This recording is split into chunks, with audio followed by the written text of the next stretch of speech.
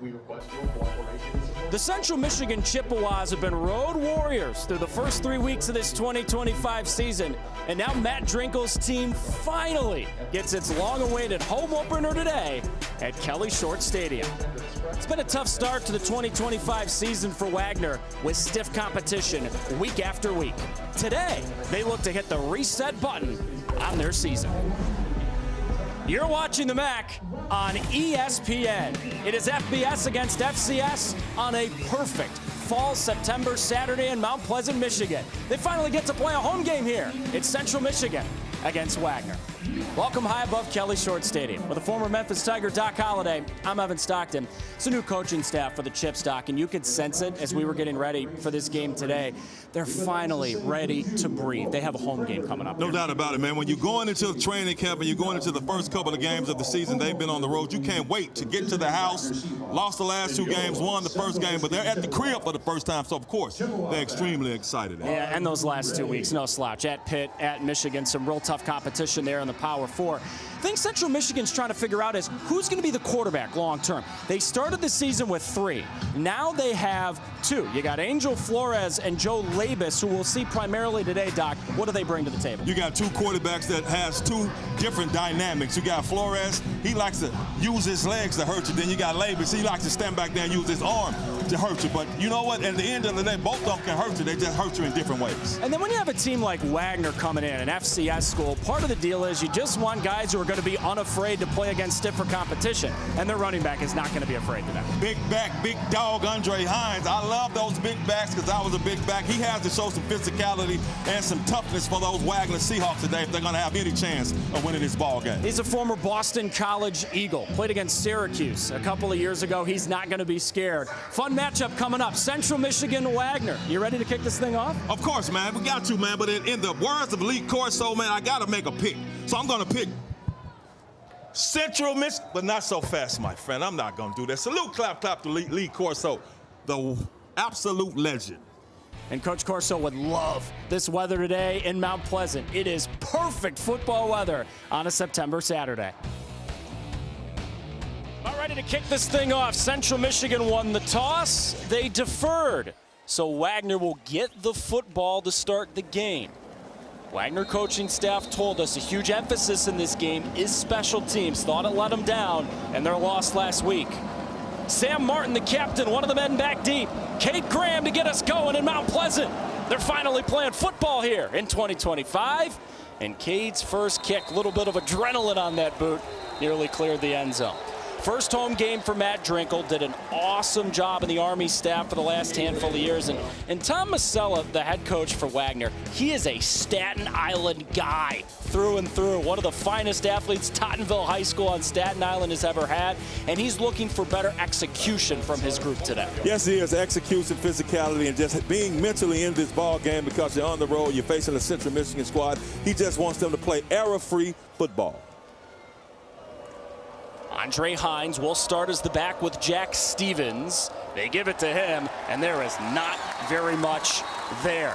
Kwiatkowski, Jordan Kwiatkowski, the leading tackler on the air for the Chips. Of course, he's the man making the first stop. Kwiatkowski. No, Kwiatkowski is not trying to be quiet at all, man. He's tough. There's a lot of talent in this right arm. You know, Jack Stevens was a 3-star recruit once upon a time, got a lot of Division I offers, but they're just trying to get him comfortable. He threw 4 interceptions last week.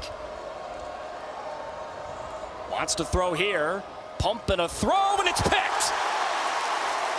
Central Michigan taking it back to the house. Dakota Cochran on play 2 in the Drinkle era here in Mount Pleasant. It's a pick 6.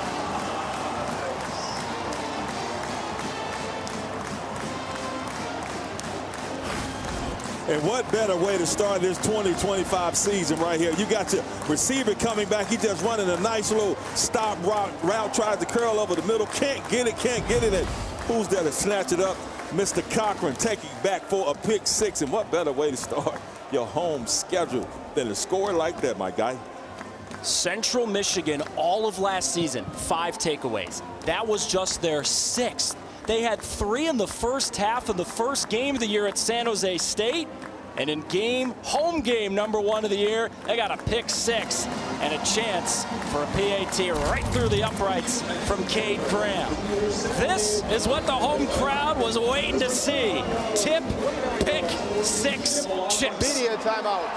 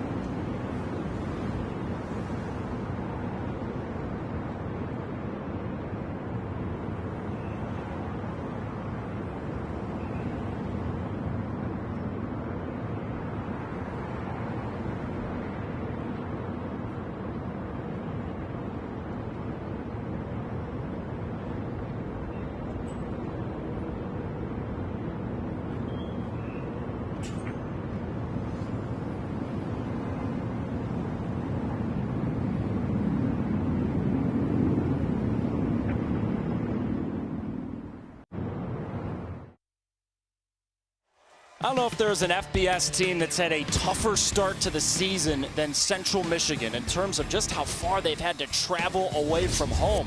Week 1, they get a win nearly 3,000 miles away at San Jose State. Then they go to Pitt. They were only down by a touchdown in the second half of that game, and then they walked into a buzzsaw in the Big House last week. Michigan angry after that loss to Oklahoma. But their coaching staff, led by Matt Drinkle in his first year here in Mount Pleasant, was telling us in the lead up to this game, man, we're home. We get to breathe. And so far, this crowd is loving what they're seeing. We have played 40 seconds of the game, and we already have a pick 6 from Central Michigan. And the chips, a little chippy, Doc, it looked like on that kickoff. Of course, man, you coming out here, you know, the Chippewas playing their first home game, and, you know, we talked to Matt Drinkle. He said he wasn't sure how his team was going to even run out of the tunnel to start the game, but I'm pretty sure he wasn't thinking they were going to start the game with a pick 6. So now you kind of excited and you amped up. So, of course, they're going to be a little chippy. They want to let Wagner know they're going to get this the entire day. Andre Hines Jr., the back again. They give it to him, and there's just not a lot there. Again, Jordan Kwiatkowski, the former Titan at Sterling Heights Stevenson, making the tackle along with Cochran again right in the middle. It's one of those situations, man. It's mano a mano. We know Wagner was going to come out and try to run this football. We know Central Michigan's going to try to stop the run, and you have that guy, Kwiatkowski, with the rest of his crew. They're just not going to allow that to happen. Play fake, step up, and into pressure. Michael Heldman, one of the better pass rushers in the history of Central Michigan football, wraps him up right near the line. Well, you look at Michael Heldman, he just absolutely works the offensive tackle. He just swims from, goes inside and tell the quarterback, hey, man, come here. Where you going? I need to drop you right now. Offensive player. And the man who's down for Wagner is that highly regarded running back, Andre Hines Jr. Started the college career at Boston College. Guy from Staten Island, went to high school in Brooklyn. And we hope for good news about Andre after the media timeout.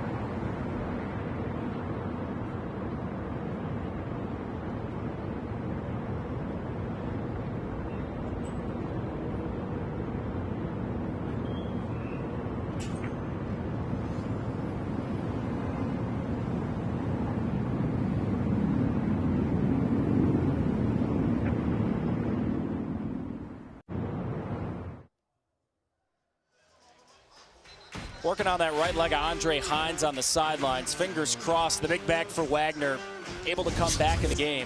This is a bit of a running back by committee for the Wagner Seahawks. Yes, you'll see a lot of Andre Hines, but also Sekou Kamau, Matt Morad, who had nearly a 350-yard rushing game in high school. You'll see a bunch of guys tote the rock for them. Yeah, and when you're a coach, you want to have multiple running backs out there to help prevent injuries, but as we see, one of those committee members, Andre Hines Jr., is on the sideline getting looked at.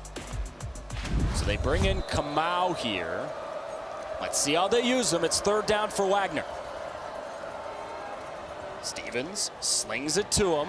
Sekou's got it, and he does not have the first down. Strong tackle in the open field by Central Michigan, a couple of yards shy of that line to gain. I see Central Michigan mixed up their defense a little bit too. They brought some pressure because they wanted the quarterback to get it out of his hands quickly. He was able to do that, get the dump down. But Central Michigan, their defense reacting extremely well, able to drop him short of the first down. And how about this? Wagner, at least as of now, is leaving the offense on the field. What do you think? Taking chances on the road, man, you know. So I can understand why they're probably trying to draw him offside. No, they're going to go their little shuffle pass in. And it's going to work, Doc. That's a first down for Wagner. They've had trouble getting the tight ends established this year, but Johan Bars makes the catch and keeps the drive moving. Johan Bars says, I have Bars. We got fourth and a bar for the first down. Just give me the shuffle pass. Bars gets it, turns it up the field. Nice, tough run. So that's a great series for Wagner so far. You totally looked at the roster, said, there's a guy named Bars. I'm getting this in. He better make a catch. We're going to try Kamau up the middle, and he'll gain a couple of yards. You can be honest with the viewer. It's fine. You know, actually, I forgot his name. It's just when you said his name, I was like, oh, his last name Bars? Okay. Plausible deniability. I appreciate it. It's all good. It's all good. Wagner team held to just 10 points in a home loss last week. Stevens. Oh, he's stripped from behind. That's a strip sack by Heldman, and Central Michigan falls on it. The guy who had the pick six, Dakota Cochran, falls on the football after Michael Heldman was racing after the quarterback. Cochran and his Central Michigan defense just stepping up big time. They come out, bring the pressure, and Cochran is there to jump on the football, but they're just dominating the line of scrimmage right now. They come out in the defense. They show it a too-high safety, but they shift it to a cover one, cover three, but then they still bring the pressure on the end man, able to get to the quarterback, and he coughs it up. And Central Michigan being a little roguish right now. That's what we call it in Memphis, being roguish. They're just taking and stealing things. Michael Heldman, who just had that strip sack, holds the record here at Central Michigan for quarterback hurries in program history. And Dakota Cochran is just all over the place today. Joe Labus hands. Marie Biggins runs. Biggins, a converted defensive back, switched to wide receiver before last year. Big body for the Chips, 6'2", 200. It is, and you look at this, man, it's what? He only picked up 3 yards. People may think that wasn't a successful run, but I'm looking at Biggins' feet. The feet in the hole, just quick, shifty. I call it a little Sammy Davis because he can run you over, but he's showing some shiftiness, so he's going to be a huge factor today. When Labus, this quarterback, is in for Central Michigan, they run a couple. You won't see him run a lot.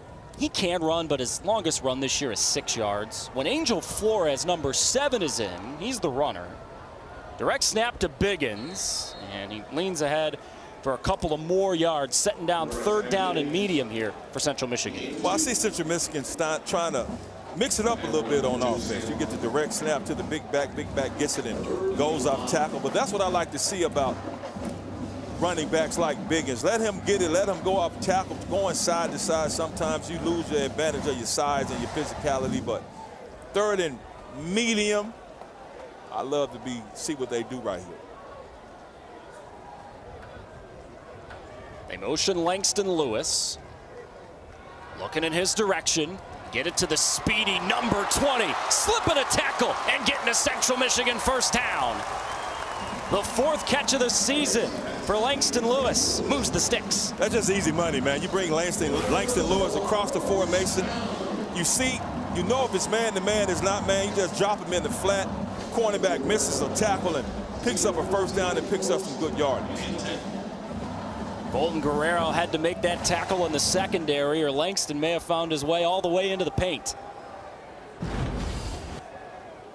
And this is the area of the field where Central Michigan wants 6. They have had trouble scoring touchdowns in the red zone this year. Biggins kept his feet and then lost his feet. You know, Central Michigan this year, Doc, has made 9 trips to the red zone. They've only scored twice. That was the thing that could have made the score more comfortable at San Jose State. They just kept kicking field goals in that game. Exactly. When you're playing football and when you're doing anything, you want to finish drives just like you want to finish runs. So it's cool when they're in the fat part of the field, but when the field gets skinny, tight, you got to score it, man. So, of course, that's something Coach Drinker wants his team to be better at. Guy who led one of the best O-lines in the country at Army last year.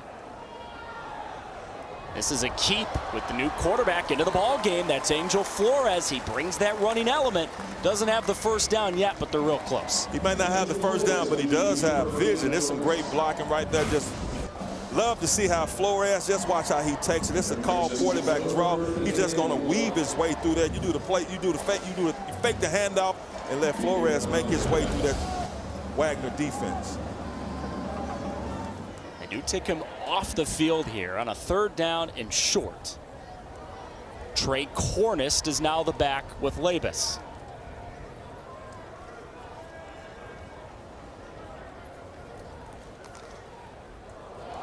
Movement on the line. And they ended up canceling the play. This may give Central Michigan a free first down.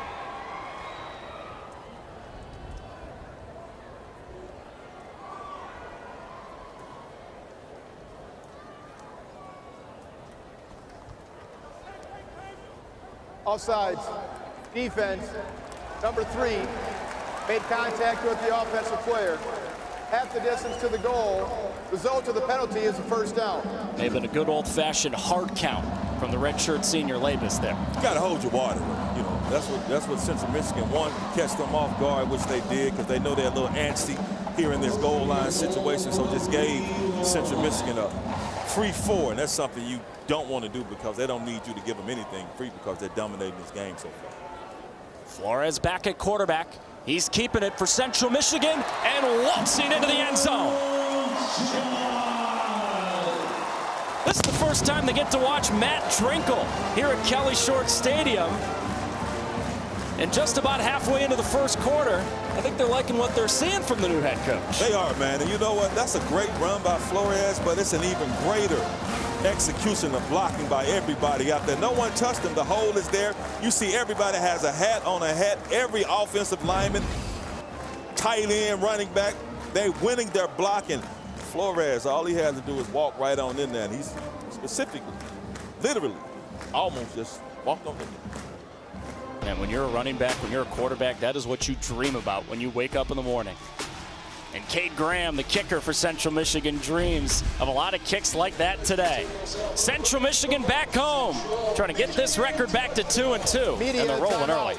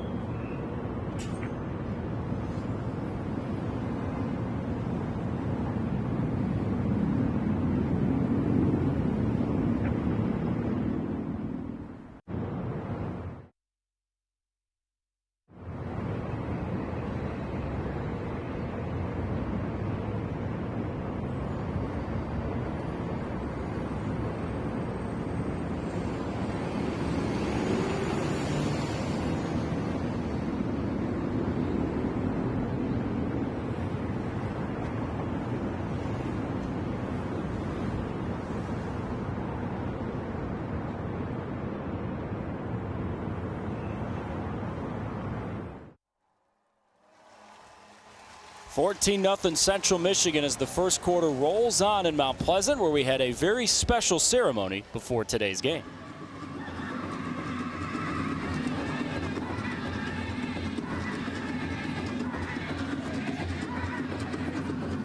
They do that ceremony once a year before football games and also men's basketball games. Incredibly proud of their heritage and their tradition in this part of the great state of Michigan. We'll get to it a little bit later on in the broadcast. The jerseys, the brand new ones that the Chippewas wearing throughout the year, honor the local Native American tribes. It's the type of ceremony, Doc, where you watch it before the game and you're just taken aback by how much passion and how much history goes into a ceremony like that. It is. You look at the energy, man. And I was watching how the football players were paying attention and soaking it all in, because when you see somebody have that much pride and you see what this means to them and what they mean to the university, it's just huge, man. And trust me, football players soak that in and they want to come out and play even harder because you do hit a certain kind of emotion. Third drive of the game for Wagner. The first ended in a pick six. The second ended in a strip sack recovery by the Chips. Stevens hands. Kamau runs and maybe gains a yard. Doing a real nice job on that D-line for Central Michigan. There's just no running room right now. Fernando Sanchez III made the tackle. It's just two opposites, man. On offense, Central Michigan moving that Wagner defensive line, but when Wagner's on offense, they can't get any push on their Central Michigan front four. Stevens to throw. The sidearm is caught by Kamau, and he got a little bit of blocking on the outside. Close to the first down is Elijah Gordon, one of the men to bring him down. It's a pretty nice catch, leaning back to his left. It was not only that, the throw as well, because he kind of had the sidearm to get it around the defense, so you get it to the running back, he's able to make something happen. You see the little sidearm throw, and you get it to a playmaker to pick up some yards. Trying to quick snap it and get the first down. They're not going to.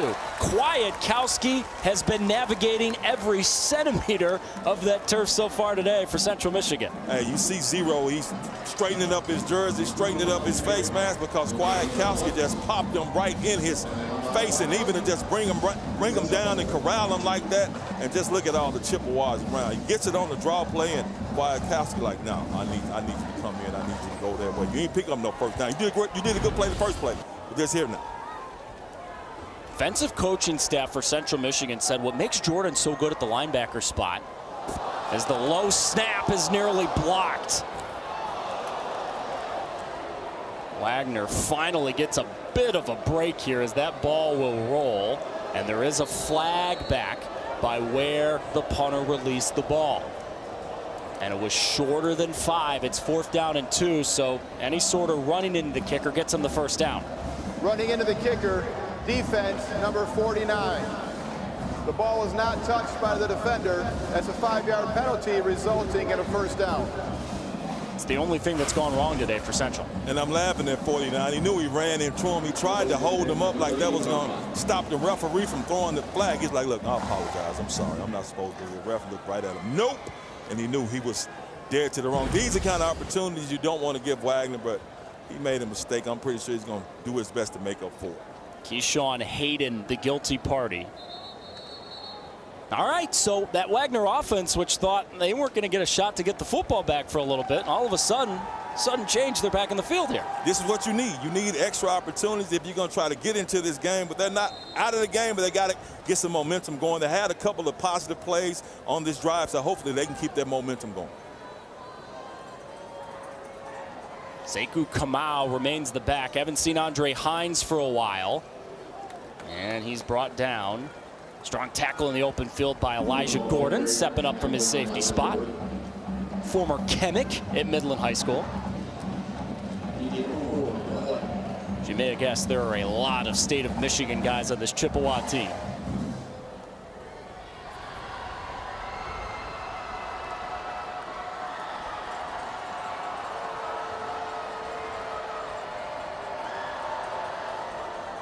Play fake and throw that was high, hoping for the French Canadian Terry McDonald, and it's 3rd down.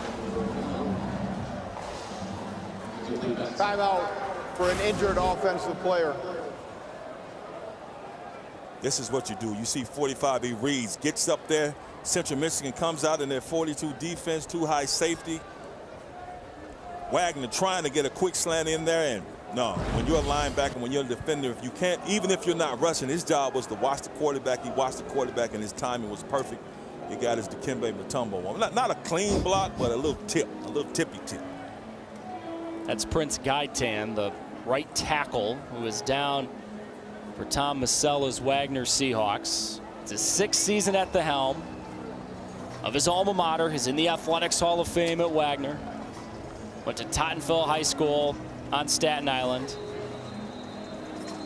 Trying to rebuild the proud tradition at Wagner. You can get all of ESPN college football all in one place with the all-new ESPN app. Unlock with the ESPN Unlimited plan, or just log in with your TV provider. This is one of those days where clear the schedule. Tell everybody in your life, I'm busy today. I'm sitting on the couch. I'm watching college football all day.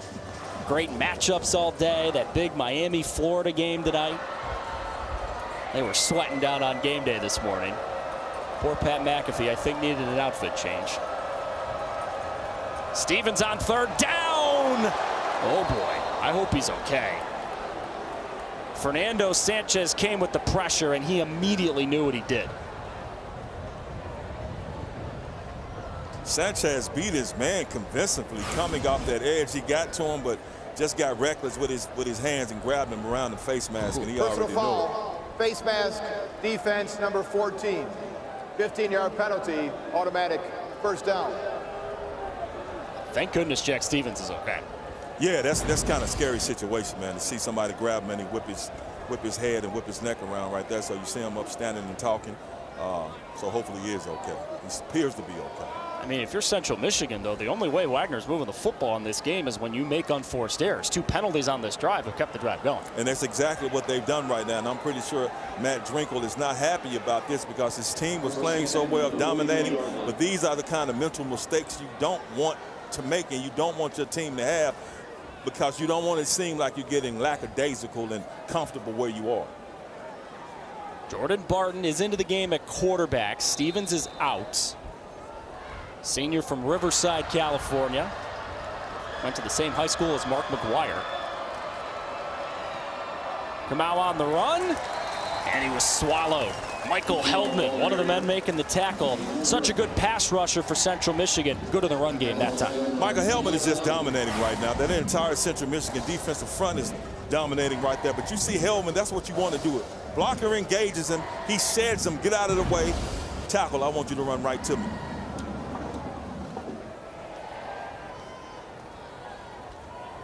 Jeremiah Colclaw goes in motion. Looked his way. Flag behind the play. Barton gets what he can. Does get back to the line of scrimmage.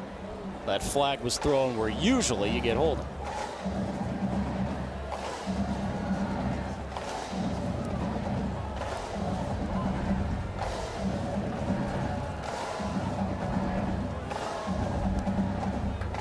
Personal foul, illegal hands to the face, offense number 57. 15-yard penalty, replays, second down. Chippewas do elect to take the penalty, by the way. Looked like that was Caleb Bryant, Doc, who got his hands up in the face of the Chippewa pass rusher. Can't do that, man. That's against the rules. And it's against the college football law. It's against the rules. They back you up for doing that.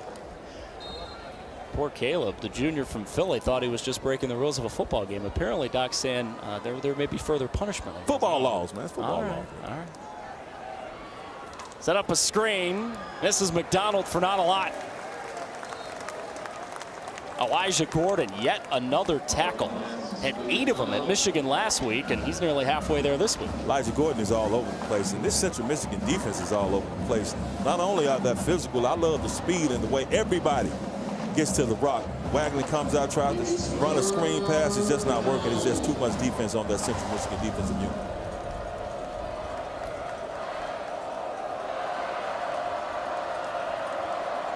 Third and not quite a mile, but close. Incomplete. active hands again from Central Michigan. That was Dema, number 57, one of the linemen who got his hands up and forces another Wagner punt.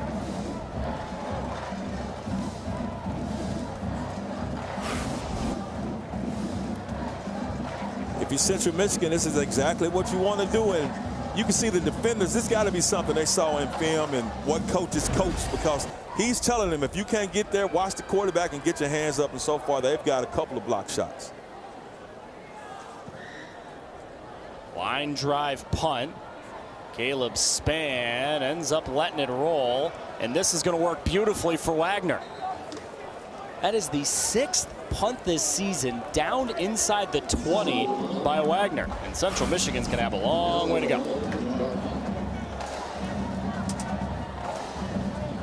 Vincent Masillo had the punt. And it's one of those where you almost feel bad for the returner. Caleb Spann was caught between a rock and a hard place. So Central Michigan's offense back on the field. We mentioned this at the top of the broadcast. Jaden Glasser, unfortunately, is injured. Reports are that Jaden's out for the year. So now they're going with Labus and Flores. Doc, I know there's that old phrase in football, specifically at this level, where you got 2 quarterbacks, you got no quarterback. So how can Central Michigan make this work? Well, they're making it work so far this first quarter with this 14-0. But going forward, you want to see one of those quarterbacks step up and really assert himself to be that QB1. That was Flores who ran it out of the end zone. There is a flag down. Remember, if you get any sort of holding in the end zone, it's a safety.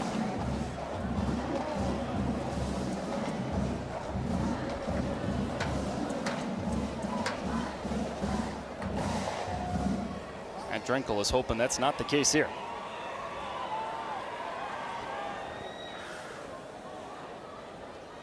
Personal foul, hands to the face, offense number 8. Half the distance to the goal, replay, first down. Ever since getting off to that 14-0 lead, it has been a flag fest for Central Michigan. Yeah, they made several mental mistakes here, but that personal foul, seeing where it happened, it doesn't hurt them too much, whether it moves the ball back a yard, a half a yard, or whatever. But those are things you still do not want to do when you want to clean up. And they need to get back focused. I'm pretty sure that's what the coaches are telling them.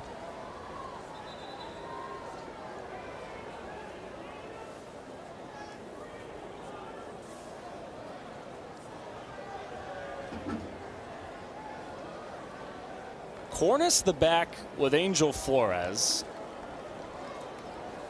As Coach Masello wants to make sure all the T's are crossed and I's are dotted. We are officially ready to play football again. Flores running. And at least getting a little breathing room.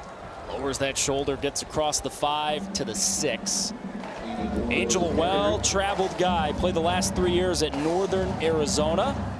And a chance here to really assert himself, it feels like, on this drive potentially. He is. He's a very experienced quarterback, so you know he's been out there. He can perform. He can do the job.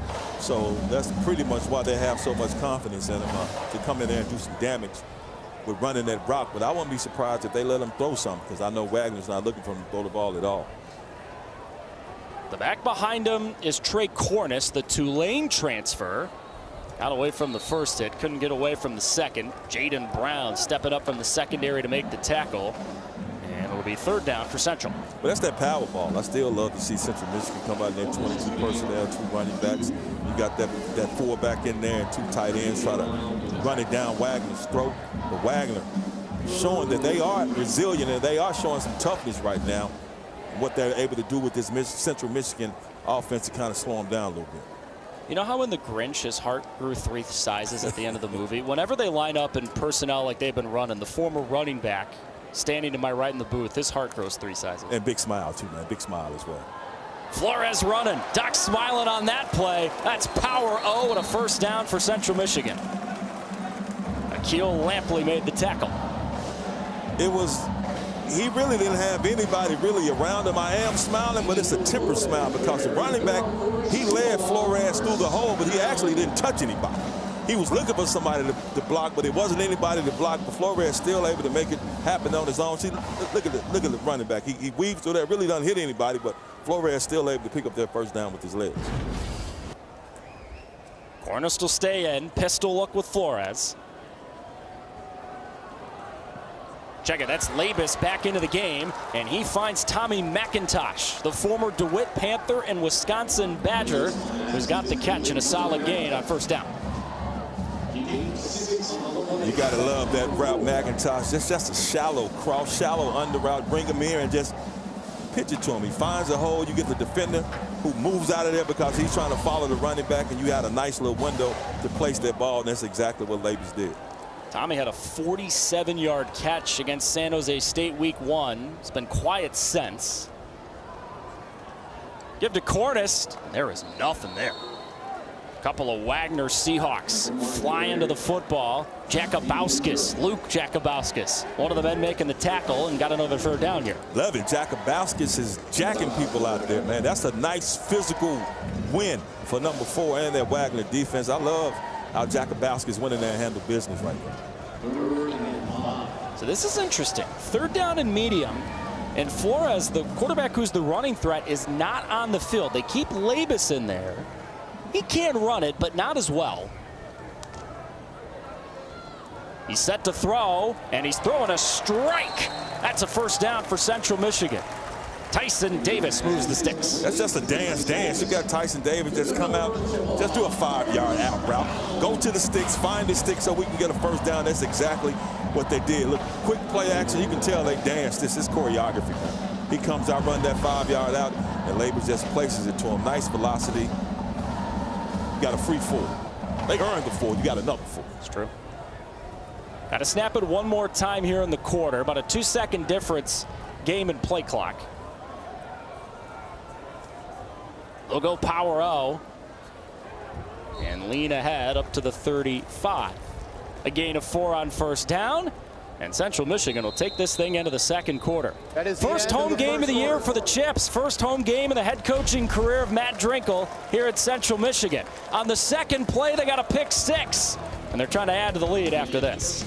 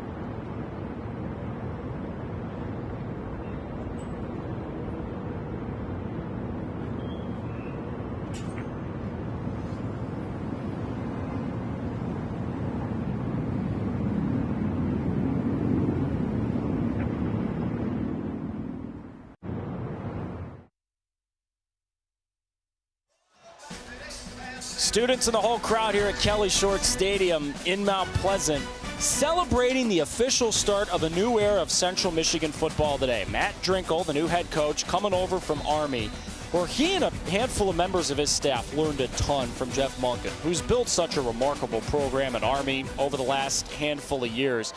You know, Doc, we asked Coach Drinkle and a few members of the coaching staff in the lead up to this game, how'd you change from the time you walked into West Point by the time you left? And Coach Drinkle said, I just learned about how so many people on that campus and in that football organization are operating at such a high level in so many different facets of life. It's like this big Venn diagram, and they're good at everything, and I'm trying to take a little bit of that going forward. That's what our great service academies do, man. Coming from somewhere like that and a coach like Coach Monken, just learning their discipline and everything it takes to be successful and having that structure in place to be successful. Flores is brought down. Wagner's defensive line gets to the football. That's Kamari Valentine wrapping up Flores in the open field and forcing a punt. I just love the way he made his way through. Shoot that gap. That's the way you want to shoot that gap. They have him out there. Looks like he was in a 3 technique, but just goes to the gap and weaves his way and gets himself right to the quarterback to get him a nice TFL. First punt of the day for Declan Dooley. Illinois transfer. Very highly regarded punter in high school. He's also a lefty. Things just look better when you're a lefty. And Wagner makes the fair catch at the 30-yard line. Uh-oh. A little bit of extracurricular activity after that fair catch. You see that? Football, man. It's not patty cake, man. That's what I want to see. That's what we're supposed to see. This is football. You got to be smart about it. Another drive coming for Wagner as they try to get on the board. Program with a lot of tradition and very proud of where they're from. They got a lot of Staten Island guys, coaches, players on the team. People forget they're one of the 5 boroughs of New York City. Ask Coach Masella. Okay, so about all we know about Staten Island is Pete Davidson is from there. Colin Jost is from there. Matt Morad brought down after a gain of a couple. What can you tell us, Coach, about Staten Island? He's like, I don't know if Pete Davidson is helping or hurting us. He's a funny guy, but I didn't really like that movie, King of Staten Island. He said, look, I'm from here. I believe in this area of New York, and I believe in the program. This guy was in the Hall of Fame at Wagner. He wants Staten Island to be represented respectfully.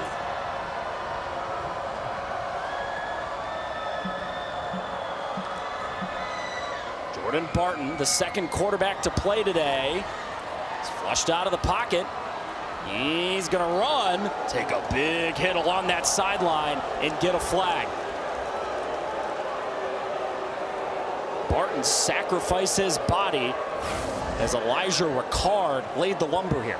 And you see Central Michigan come out, great coverage, nowhere to pass the ball to, so he decides to run it. Made it out of bounds. Defense number 44. 15 yards added to the end of the run. Automatic first down. And it's a good call. He was at least 1 or 2 yards, 1 or 2 steps out of bounds. And 4-4 is just momentum, man. When your momentum is going that way, it's kind of hard to hit the brakes. So he ends up hitting the quarterback, and they hit them for 15 yards. It's a good call, and you also feel for Elijah there. All of us who played football at any level know he's just trying to make a play. He's not trying to hurt a guy. No. But that is yet another costly penalty on Central Michigan. That is 3 penalties that have directly resulted in a Wagner first down. Good point, Evan. You're exactly right. They'll run it with Morad. Third different running back to tote it today for Wagner.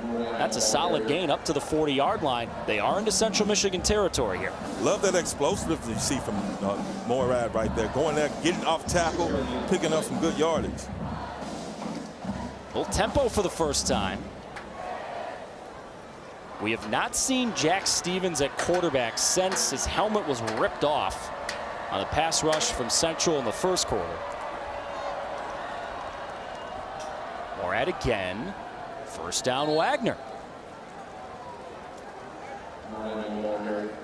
Wagner getting that rushing attack going. Coming out with the option, quarterback with the option to keep it or give it to the running back. Made the right choice to get it to the running back and got them a fresh 4.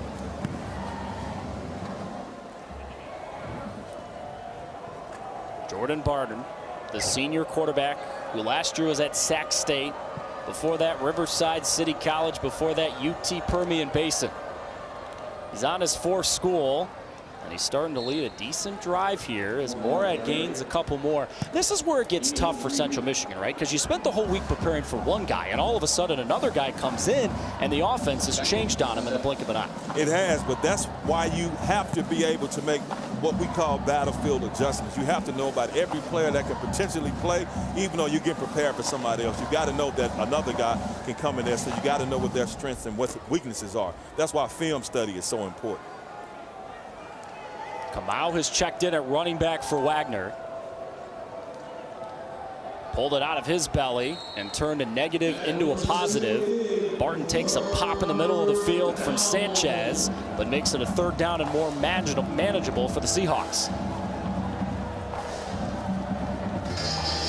Look at all that turf on his left shoulder. We do not have any time to fix the jersey, man. I got to take the snap on third down.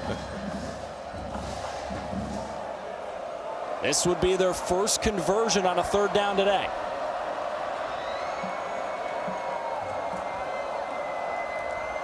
Barton's got it alone in the gun. Pumping right, keeping his feet. The backup quarterback is moving Wagner down the field. He didn't trip, he stayed upright, and he keeps the drive alive. It's such an impressive drive for here. You see Wagner come out in the empty backfield. They wanted to go in the flat to number 0. He was covered, so Barton finds some space and some opportunity and some green turf, and he gets it. And look at the balance. He's able to keep his balance. Just tough. This is a very impressive drive for him. Just got away from Michael Heldman. Kamau is brought down. Jayon Jackson said, "You are not going anywhere." A piece of paper almost. Good catch. Yeah, hopefully they can show in a second here. This is a gorgeous day, but we are in an outdoor booth here at Kelly Short Stadium. If we're back here in a handful of weeks, we may be layering up a little more than we are right now. It's perfect today. We're not complaining. Barton got away. Look at Jordan Barton, and then he's brought down. Averted total crisis. Corver Dema helps to trip him up for Central Michigan. But this drive is really starting to hum. It is. I love what I'm seeing with Barton. And look at Pop. He got him by the shoestring, able to get it down. But Barton is making all the right reads and making all the right plays right now. I see even when he's under pressure, he's not panicking. He's staying calm, and he looks like a starting quarterback the way he's playing this drive. He's got it on third down. Given time, throw into the end zone. Incomplete. He was looking for Malik Cooper. And they will send the field goal unit on, as Jordan Barton missed the intended target in that corner of the end zone. And I have to give him a pass because you see the receiver comes out. He does an out and up, and he's throwing it to a spot. But if Jordan Barton, if he hadn't gotten that many reps during the weekend practice, that means he hasn't got that many reps with the receivers. That's almost like a timing thing. You got to choreograph that thing, and he was just off with the throw. Nicholas Romero is on for Wagner. His long this year is 41. This one is 33. And that kick is just about perfect. Romero's a freshman from St. Thomas Aquinas, that really good high school football program down in Florida, and he just got Wagner on the board.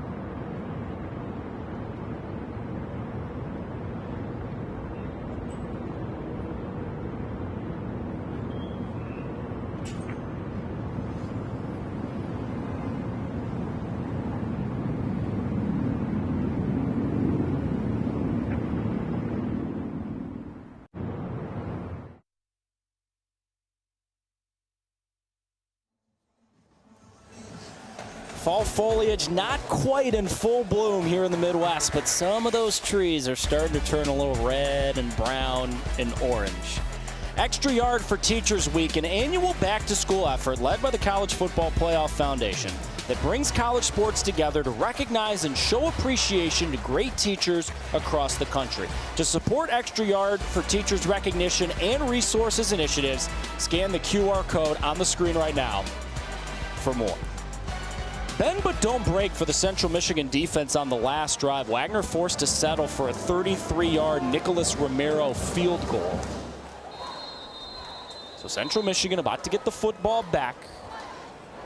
Biggins, one of the men back deep.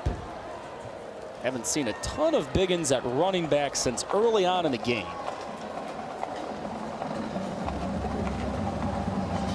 Ryan Lisner Jr. to send it away. And Biggins will watch it sail into the end zone.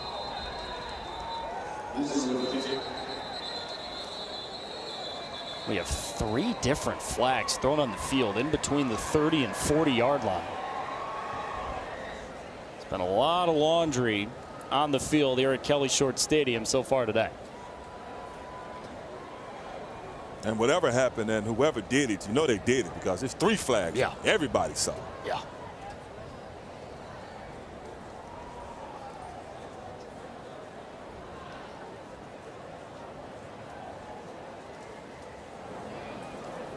We'll get the call. After the kick, personal foul, blindside block. Return team number 86. Half the distance to the goal. First down. I mean, if you're Coach Drinkle and that entire Central Michigan staff right now, you are just kicking yourself because there have been a lot of unforced errors. Seriously, they started off the game so well, but ever since then, you write a lot of mental errors, unforced errors, and that's just, like I said, it's all about lack of focus right now. They're not playing as disciplined, and I'm pretty sure Coach Drinkle wants them to play. And it's killing them in terms of field position. This is another drive where they got to go a long way. Labus and Biggins. Labus is going to throw it to him. He's got a wheel route out of the backfield. Nari Biggins will not be touched. 87 yards. Goodbye.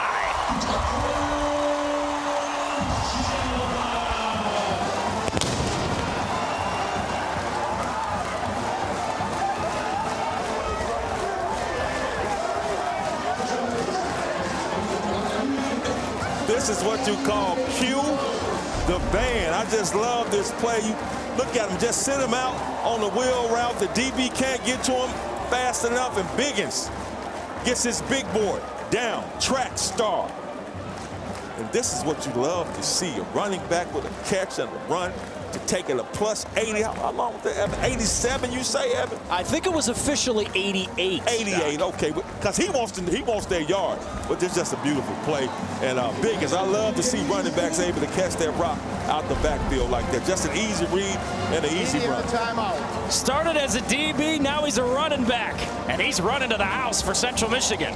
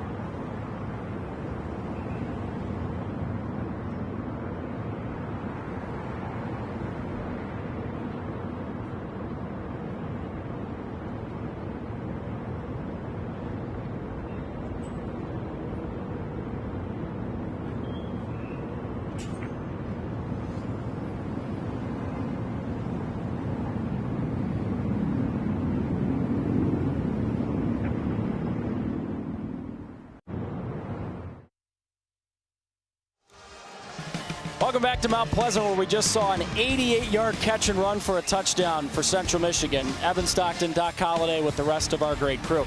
Hey, remember when we were talking earlier about how this is an open-air press box here at Kelly Short Stadium? We're not lying. This is our setup. We are high above the field. It's a heck of a view, man. Oh, I love it, man. It's beautiful. I love the open air because I like being out in space. Just like Nari Biggins was just out in space, and I think he heard it because you said it. Wagner needs to blame you because we hadn't really heard from Biggins in a little while, and he takes it 88 yards to the house. He said, "Do you hear me now?" I mean, if they're not playing the ball game with an AirPod in their ear watching this broadcast, what are you doing? It's just, come on now. Kate Graham descended away for Central.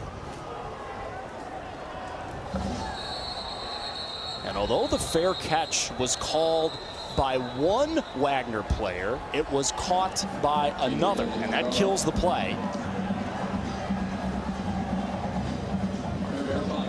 And because the fair catch was called by one player and caught by another, the ball does not go to the 25-yard line. The play is dead where the other player caught the football. So this drive for Wagner does not start at the 25-yard line. It's going to start near the 6-yard line. That's tough. That's why communication is so key, especially when you're too deep back on the kickoff return. You got to communicate with one another. If someone calls for the ball, you got to let them have the ball, but because they're not looking at each other, they're looking at the football. So you have one acts like he's going to receive it. He calls for the fair catch, and the other one gets it, and he can't go anywhere because, as you say, that play is nolo-dolo. Actually spot the ball all the way back at the 5. Long way to go for Jordan Barton and the rest of the Wagner offense. They give it to Morad. Some pretty good success on the last drive for Wagner, but he maybe gained half an inch there. He did. In Central Michigan coming back out, you know, we talked to Coach the defensive coordinator. Coach Cronin, he wants to show multiple looks on defense. They come out in that 42, and so far, though, that front four is able to handle that Wagner offensive line. Officially a gain of 1. Morad's got it again with more real estate this time. Lunging across the 10 all the way up to the 13. It's a pretty darn good run to set up a 3rd down and short. Reichert made the tackle. That's a great run.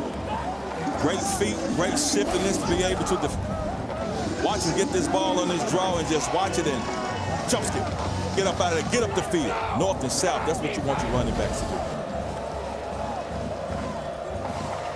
Wagner's lone 3rd down conversion came on the last drive when Jordan Barton kept the football. Watch out for the quarterback here.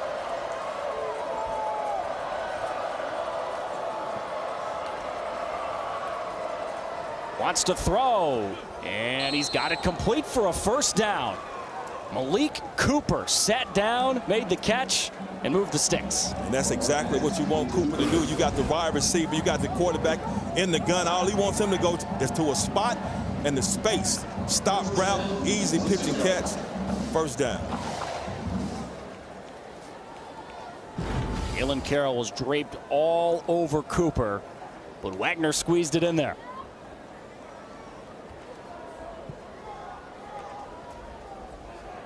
Morad remains the back. Grew up outside of Philly, and that time he was met right in the middle of the field. Caleb Spann stepping up from the secondary to wrap him up for a gain of about 4.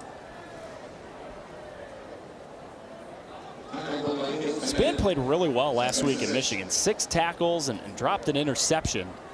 Brendan Diaz-Fernandez did intercept Bryce Underwood in that game last week. Brendan's already got a couple of INTs this year for the Chips. Barton evading pressure, and then he steps right into it. A big old bear hug for Corver Dema.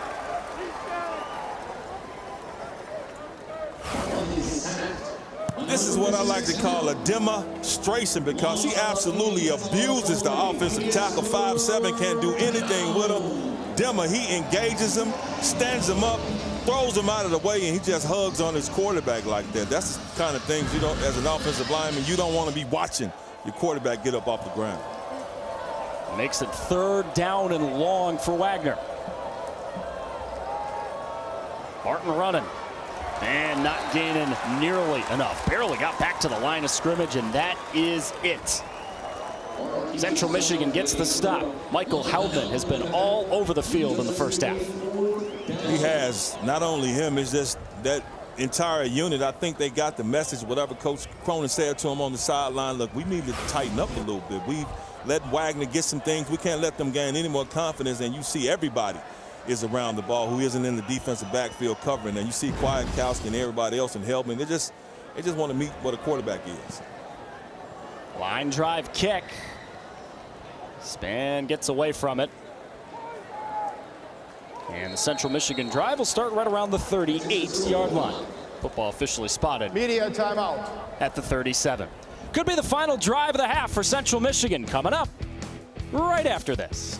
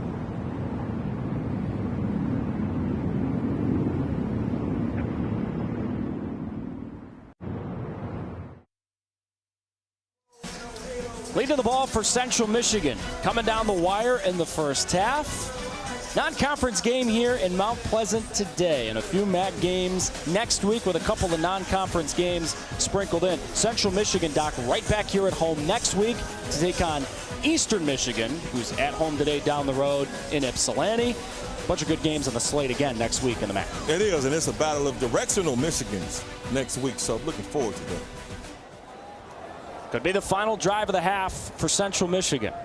Their last drive was one play, 88 yards to Biggins on a catch and run for a touchdown. Now restarts the drive here and gains 2 up to the 40. Jakubowskis made the tackle. I know we were looking at that running play, but a lot of people probably didn't see this double team block on number 99. He's actually, if you look at Wagner's defense, he's on the right side of the ball, but he ended up on this far hash near the Central Michigan sideline, which means he got blocked pretty well. They just moved him and transported him to a whole different area code. That's how Coach Drinkle built his DNA at Army. He loves to see that. Low snap, Labus has got it. And there is a ton of room up the middle. Joe slides a bit awkwardly, and because the ball is spotted where he started the slide, he does get the first down, but he loses a couple of yards. This is not a slide that you'll see at Comerica Park this weekend. It's not, but I know Labus. Labus was like, Doc Holliday, I heard you say I don't like to run the ball. I'm going to show you that I like to run the ball. He really didn't have a choice but to run the ball. Look how big that hole is, and look at all that space. But that's a smart slide because someone was coming to take his head off.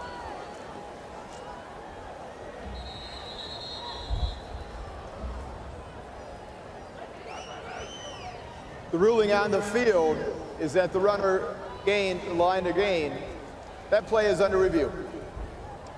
Again, it is where the slide begins. So as this awkward slide from Labus starts, that's where they're checking.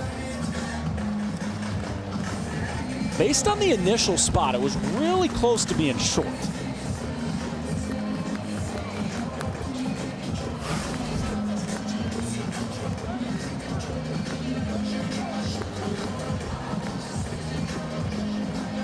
That's not so much a slide as just fall down on your butt really, really fast. Exactly, and it's all, watch the defense, though. He's going to kick that right leg up in case anybody wants to come and hit him while he's going down. But let's see where he started that slide. Man, it's tough to tell right there, but it looks like he may have been like a step over that yard line. And let me see, right? Looks like a first down to me. This looks like he's a whole yard. Admittedly, when you're past that. Admittedly, when you're looking at plays like this, it is often so hard on a spot to change the call on the field. Even if what you see, you are sure that it should be one way, often it's just really, really hard to get that, indisputable evidence. Yes, it is. And I can tell, though, that's something, that slide is something he's been working on, the way he kicked that right leg up. That's a defense mechanism. Did you play baseball After growing up? review. No. The ruling on the field has been reversed. The runner started his slide at the 47-yard line. It will be 3rd down and 1 at the 47. All right, so they did find that evidence to move the ball back.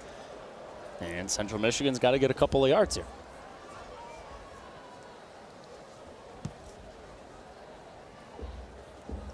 I was going to say, Doc, if you didn't play baseball, then I think neither of us are allowed to critique Labus' slide. Because if we were to go try to do that, it would look exactly the same. No, that's a football slide. I love his slide because it's the football slide. He's defending himself in case somebody try to come get him. But no, I didn't play baseball. Angel Flores now at quarterback. He's the running option, and he was stopped short. Now what do you do if you're the Chips?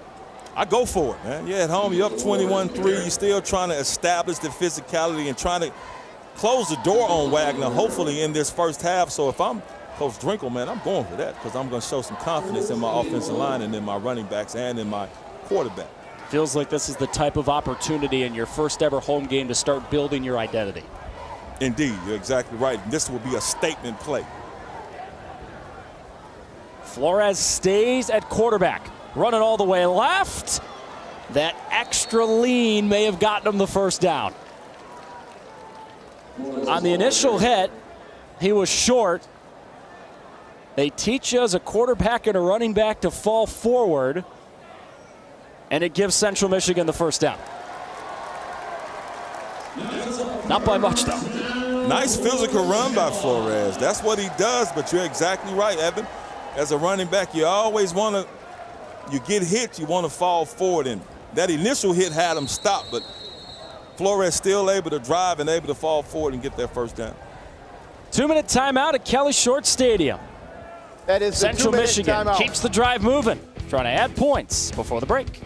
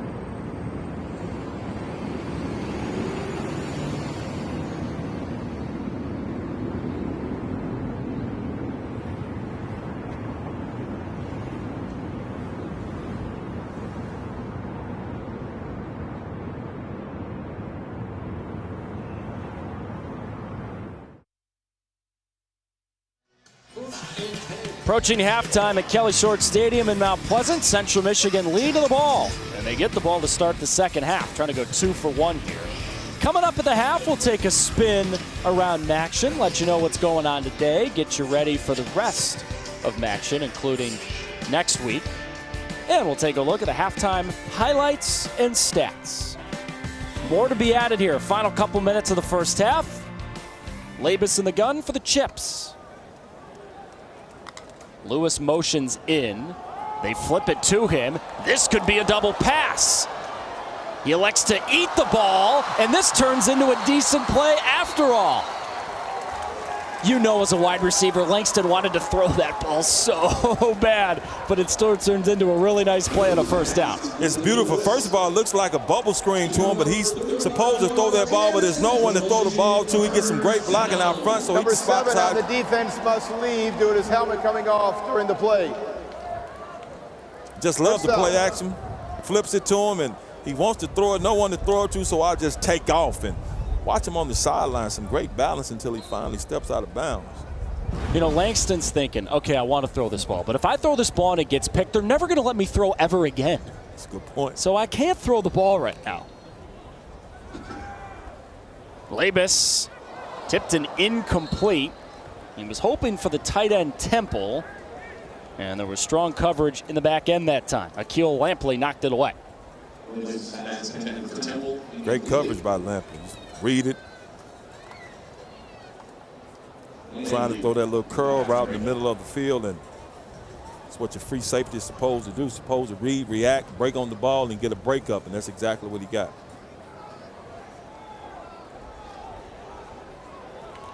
Trey Cornist is now the back with Labus. Lewis the man in motion. They take a shot. McIntosh, great catch! Tommy McIntosh, touchdown!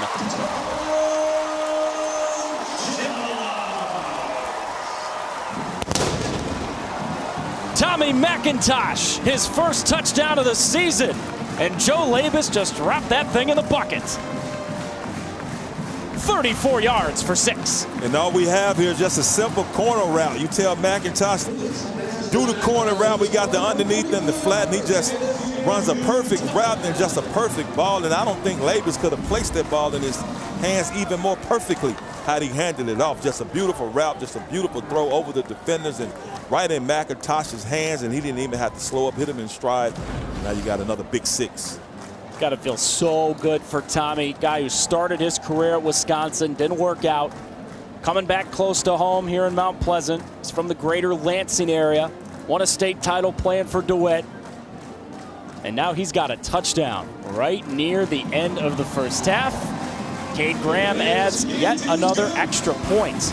This is the type of aerial assault they've been looking for all year. Beauty, play action, shotgun, just corner, throw it. McIntosh, let me see what your hands are about. McIntosh said, my hands are about getting to the place of points. He got it in. Cue the band, cue the fans and teammates celebrating with you. That's the kind of play you want to make, and Central Michigan has really, really taken control of this ball game right now. Coming into this one today, Central Michigan had one receiving touchdown all year, and it came from the tight end to Corian Temple. Today, specifically in this second quarter, they got a couple of touchdown passes. Joey Labus, the last one to Tommy McIntosh, the other one to Nari Biggins. This has got to feel good for Central Michigan right now. It has to, and you have to be able to throw the ball because we know Matt Drinkle and his offense, he know, and Jim Chapin, they want to be a running team, but your running game cannot be effective if people don't respect your passing game. So he want to put something on film to let people know, we will corner route you now, we will go route you now, we will double pass you now, so you got to respect that. So that helps keep everything loose so that running game can be effective. Cade Graham, who was not even a kicker in high school, walked onto the team a couple of years ago. And now he's the main guy here at Central Michigan. Bangs another one into the end zone. And this is where it gets interesting for both sides because each team has got all 3 timeouts, and Central Michigan is going to get the ball to start the second half. So we'll see how they attack this with all 3 timeouts. Haven't seen Jack Stevens for Wagner in the last handful of series. had his helmet ripped off on a face mask penalty earlier in this first half, and it's been Jordan Barton at the quarterback spot ever since. Barton to throw, and it's incomplete. Brendan Diaz-Fernandez, step for step in coverage as they were looking for McDonald. Diaz shaking his head like he wanted an interception, but still great coverage. I think he was shaking his head like, how dare you throw my way? He finally got some action back there. That was the first time they've targeted him all day. Brendan does lead the team with a couple of interceptions this year.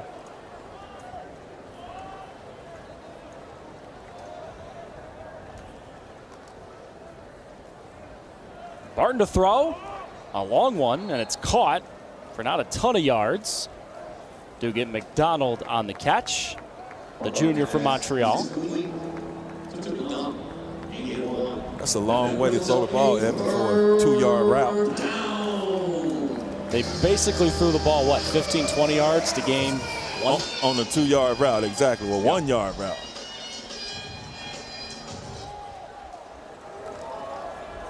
Third down long, set up middle screen, and Cooper got away. How'd he do it? Malik Cooper's not going to get the first down, but there were at least 3 different Chippewas around him. It's a bit of a Houdini act even to get this much. It was. You set up the screen and give it to him. You give it to a playmaker and look one way, give it to him on the screen. So many Chippewas in the area, and he's able to get away from there in some kind of way. So even though he didn't pick up a first down, he picked up a lot of props from Evan because Evan was impressed with what he saw. I was impressed too. I was going to say, were you not impressed? No, he broke like 3 tackles. I mean, come on. I got to give you credit first, man, because you first, Mike. Okay. It's the nicest thing I've heard all day. Thanks, Doc. That's a really good punt. It's too good of a punt. Pulls all the way into the end zone. All right, so same deal here. Central Michigan gets the ball back. You got all 3 timeouts. You have thrown for a couple of touchdowns here in the first half. And as you're about to get the ball to start the second half, how aggressive do you get if you're Jim Chapin coordinating the offense? I run the rock, man. I come out and run the rock. I don't try to make anything and don't chase points. You're up 28-3. You don't want to have any mistakes. So I come out if it's me. I run the rock, hoping we can break a run. Now, if we break a run and so happen to get to the 50 or 40, now things change. But if it's me, I'm handing that rock off. You worried Wagner's going to use any of those timeouts, though? I don't think so. I think they want to try to get to halftime. Labus will throw on cue, and it's caught by Lewis. Gain of about 7 on first down. There he is, Jim Chapin, Michigan guy from Metro Detroit, former Troy Colt. Trying to dial up something here. He's dialed up back and back, back to back, pitch and catch completions. And Central Michigan's got a first down approaching midfield. I love Chapin. He's still being aggressive. He says, we're not going to rest on our laurels. We're trying to come out here and make something happen. They're trying to get some points before this first half. Haven't used any of the timeouts yet. Biggins up the middle. Lowers that shoulder, gets up near the 45. And now Central Michigan will burn one of those timeouts. Timeout, Central Michigan. Their first timeout of the half. 30 seconds. You know, I think this scenario for Central Michigan, right? Game is already firmly in your favor. But this is an opportunity, frankly, that they haven't had a ton of yet this year to run a 2-minute drill, because you're going to have to do it once you hit conference play. That's a good point, and that does give his offense and his quarterback and everybody else practice running that 2-minute drill, because you're going to need this in situational football going forward. So it's a good point you just made, Evan, because they really hadn't had a chance to do that, and they're able to do it today. Jim Chapin trying to draw up the winning formula here. Man, he's happy to be back in the state of Michigan. His parents both went here. Coach Chapin went to Michigan, but he's happy to be on Coach Drinkel's staff. Coach Drinkel actually offered Jim Chapin the job because he was watching Eastern Washington film, and he's going, who's this guy calling the plays? He's really good. It's Jim Chapin.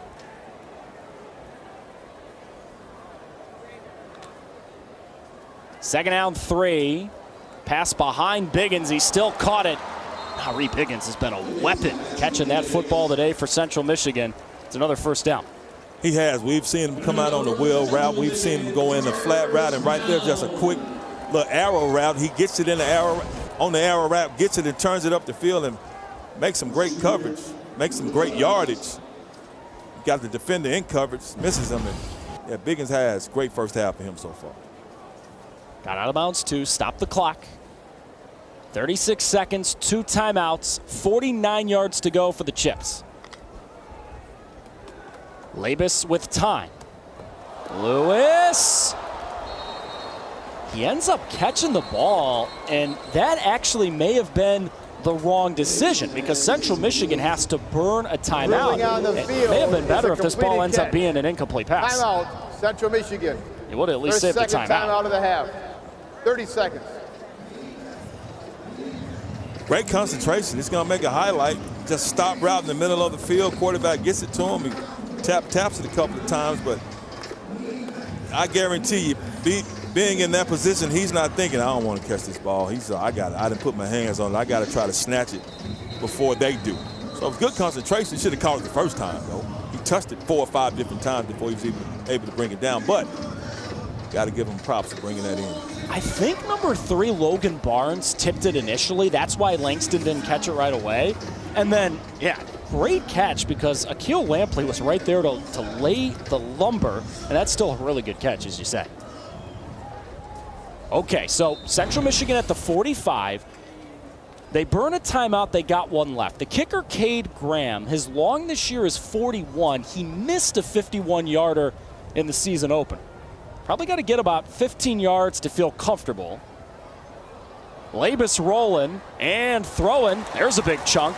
Biggins again out of the backfield. Maybe their best wide receiver today has been one of their running backs. And I love what Biggins just did. He kept himself active. He kept himself in the play. He came out on the wheel route, but Labus was actually trying to throw it to someone else. Didn't have anybody else to throw with. He ad-libs, scrambles a little bit. Biggins kept himself active and kept himself in eyesight of the quarterback and was able to get a good reception and a good game. As it stands now, this kick is right around 51 yards. Labus play fake. And he's taking a shot. Wide open man. Tyson Davis, touchdown. Who needs a field goal when you can get 6 right before the end of the half?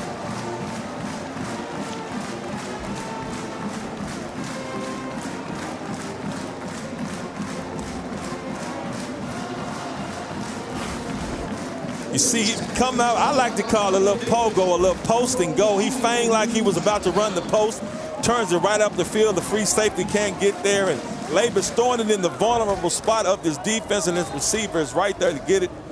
Beautiful ball once again, and that's just an easy pitcher to catch. Central Michigan said before this game, look, we've had 3 straight road games, and we had a couple of tough ones. At Pitt, at Michigan. We're coming home today. We can breathe. We feel like we can really open up this offense.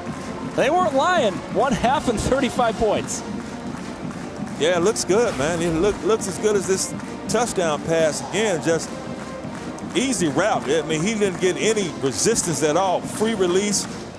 Wagner out in the zone, and free safety just... I'm not pretty sure what the free safety was looking at because he just, like I said, a little skinny pogo. I call it a pogo. A little post and go. He feigned like he was going to run the post, goes right up the field on the go route, and free safety just late to get there. And anytime you late, you get docked. This time he got docked. 6 points. Another 6. This is a confidence-building first half for Coach Drinkle. Confidence-building first half for Joe Labus. Confidence-building first half for that offensive coordinator, Jim Chapin, we were talking about. You know, it's Coach Chapin's first ever Division I job. He's at Eastern Washington, Sioux Falls. Getting his first home game as a Division I coach, and he's cooked up 35 points in the first half. He has, but you see why I didn't coach? Because I said they're going to run the ball and just run the clock out. Chapin, like, you must don't know me very well, my friend. I mean, he just met you like 3 days ago. I don't know him. He don't know me, so he proved me wrong. Came out in his offense, executed perfectly, and put another 7 points on the board before halftime. It's as close as 14-3 in this second quarter. Wagner had a drive that stalled out, had to kick a 33-yard field goal. On the next play, Central Michigan has an 88-yard catch and run from Biggins for a touchdown, and you could almost feel it inside this stadium. The air out of Wagner's balloon really went out. It did, and Central Michigan confidence went up even higher. They started off well, had a couple of bad penalties, but got the offense going again and the defense going again, and now they're riding as high as you can ride. Here in Mount Pleasant, they finally get to watch the home team play a football game. Central Michigan's first 3 games of the season were on the road. And they're getting a little bit of a glimpse of what they want to see all throughout the rest of the season. I found Waldo, and I think that was a banana. Whatever they're dressed like in the student section, they're loving this. Their chips are rolling after one half a ball, and home game number 1 this year.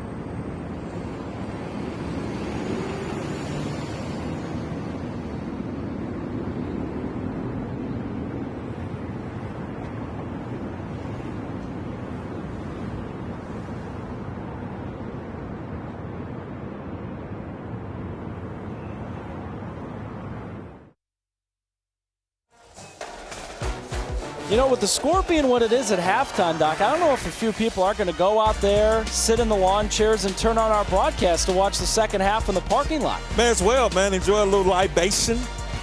Listen to Evan do his great play-by-play. They should, man. Put the ESPN app on. They need to download it anyway. We get it. We gave them a graphic and told them to do that. Central Michigan 35-3 up at the halftime. Joe Labus, 3 touchdown passes, 188 yards to Nari Biggins. Tyson Davis got one right at the end of the first half. Tommy McIntosh had a touchdown catch as well. And Wagner held to just 1 field goal in the first half. Central Michigan finally getting to play a home game. And they are looking really good at Kelly Short Stadium this afternoon. We're back to fill you in on everything that's going around the Mid-American Conference right after this.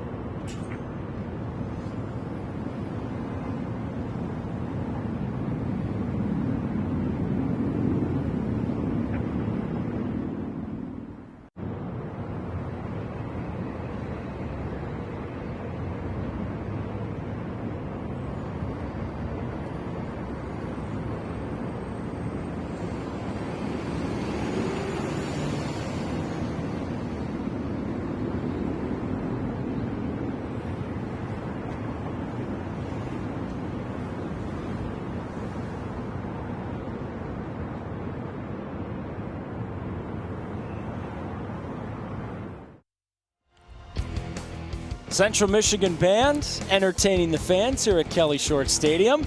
Their football team did a lot of entertaining in those first couple of quarters. Central Michigan leading Wagner 35-3 at the break. Doc Holliday, Evan Stockton with the rest of our great crew. Wherever you're watching, however you're doing it, thanks for making us a part of your Saturday college football viewing experience. All right, let's take a spin around the Mid-American Conference here. Busy day in the conference, like it will be the rest of the season. Here's what's going on right now. Eddie George's team taking one on the chin right now at Louisville. Heck of a game, Miami, Ohio, UNLV. That would be a really good win for Miami, Ohio if they can get it. A very good win, especially taking on a program and a team like UNLV, but there's still a long ways to go. But right now, Miami, Ohio has to be feeling pretty good. Looking around the MAC the rest of the day, that tilt for the Ragin' Cajuns in Ypsilanti at 3:30 later today. Kent State, Florida State, Gardner-Webb, Ohio, and Troy and Buffalo. Along with the rest of the conference, we see an intriguing one in Kalamazoo today. Western Michigan trying to get their first win of the season, taking on Toledo, who's always really good in this conference. They are, man. And you just talk about the competition and the quality of teams in this conference. You like to see everybody start off on the positive note.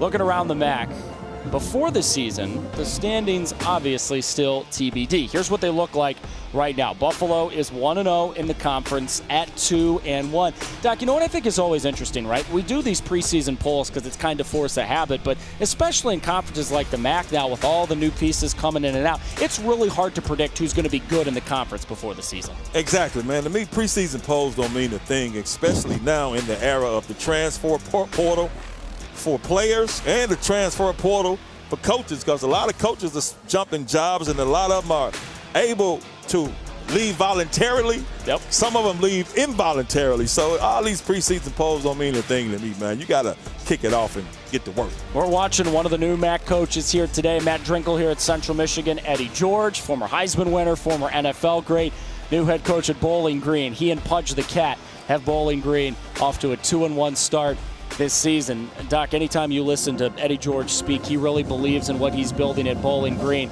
Hard not to believe that they will do a very good job at Bowling Green this year. Another new face to the Mid-American Conference this year. Well, technically it's an old face. Now it's a new face again. UMass rejoins the conference this year. And you love it, man. Football only, like you talked about, but look at the beautiful graphics. It's hitting the points. It's letting you know why you want to join the MAC.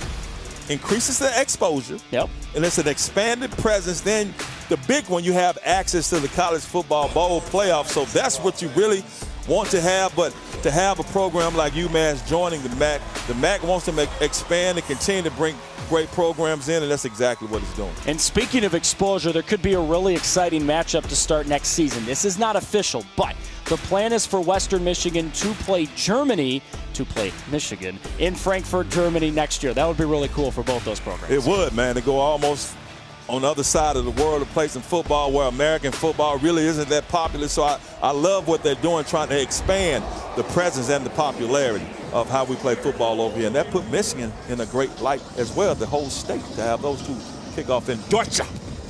Is that your German? Deutsche. Yeah. We're going to go to commercial before Doc can do any more German. Second half coming up from Mount Pleasant. Central Michigan all over Wagner in the first half of football in Mount Pleasant this year.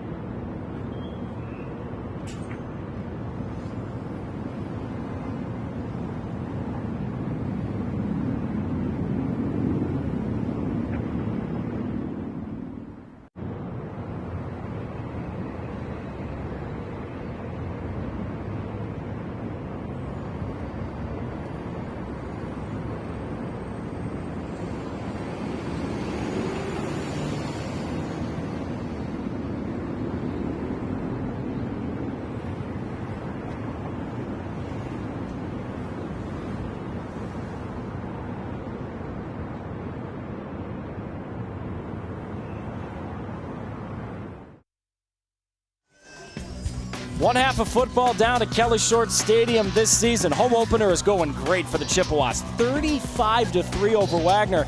Doc Holliday, on literally the second play of the game, Central Michigan got a pick six, and it just all snowballed from there. That's what you call buckets. You want to throw the ball, we tip it, we play good defense. One gets it, goes to the house, and that's the way you start. Then on the offense, Flores said, everybody put a hat on a hat, and what I'm going to do, I'm going to score me a touchdown. But Wagner comes back, showing that Seahawks fight, and this guy, Barton, comes in. He's replacing the quarterback, making a lot of tough plays, sets up this. Wagner's able to come out and get this field goal, but then, come on, man. Wheel route. Biggins, he gone. I'm just going to talk slow because he wasn't running slow. Then Labies again, beautiful ball, corner route to McIntosh. Got us some points and got us a 35-3 ball game. And here we go again. Here we go. That's that pogo route. Another touchdown. That made it 35-3, and they live lovely. Second half coming up right after this.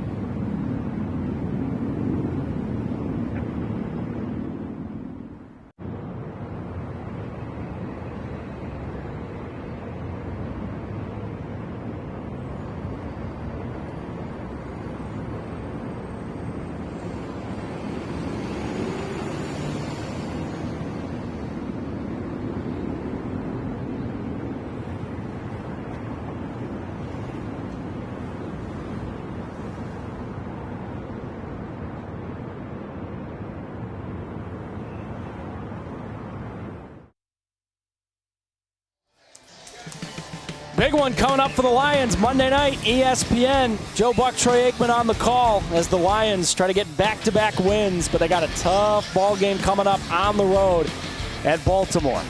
before the season, if you named about 5 or 6 teams that were Super Bowl favorites, the Lions and Ravens were probably on that list. All right, so 35-3 as we're about to start the second half. Central Michigan rattled off the final 21 points of the first half, and they're about to get the ball to start the second half. The Wagner Seahawks have flown in from Staten Island, and the guys from Mount Pleasant, who are finally getting to play a home game. They were at San Jose State, Pitt, and Michigan to start the year, are treating the crowd that's here at Kelly Short Stadium to a performance that Tom Masella, Wagner's head coach, is not enjoying seeing so far. Not at all, Evan. You got the team from Mount Pleasant being anything but pleasant, making this trip for Wagner uncomfortable so far. Biggins hasn't returned to kick yet today, and he will not return this one. Central Michigan drive will start after the touchback. You know, a big thing for Central Michigan coming into this game, offense had struggled. They hadn't scored more than 17 points in any game this year. The offense didn't have a receiving touchdown from somebody who was an actual wide receiver. Their only receiving touchdown this year was from a tight end. They had been struggling scoring in the red zone. They pretty much checked everything off the list in that first half. They did, and they need this. They needed this, and they still need this after losing the way they lost the last couple of weeks. So want to gain some confidence and put some big points on the board, and they're doing that. How about Trey Cornist? Physical end of the run, and he gains 9 on the first play of the second half. Let's go back. When we look at the first half stats, Doc, what stands out to you on the screen? Well, you just look at the total yards, 294 for Central Michigan, and the way they've been able to stop Wagner. Wagner, the Seahawks, they clipped their wings, just 80 yards of total offense, third downs, but also those 2 turnovers that Central Michigan actually forced. It's not like Wagner just gave it up, so that's what stand up, the total yards and the turnovers. It's now 7 turnovers this year for the Central defense. They only had 5 all of last season. Cornist stayed on his feet. He's got to get a block out there. Labus couldn't help. And because he kept his feet, he ends up losing a bunch of yards. He does. You don't like to die easily as a running back, but you also don't like to lose yards. But I do love the effort right here. But Wagner just attacking real well. But you put your arm down and stiff arm to use everything that a running back wants to have in his arsenal. But the way Labus was able to hand his ball off and no one stays with him, I wouldn't be surprised if Central Michigan comes back to that because Labus was all by his lonesome out there. Officially on the play, a loss of 6. Labus fields the low snap. This is Cornist again.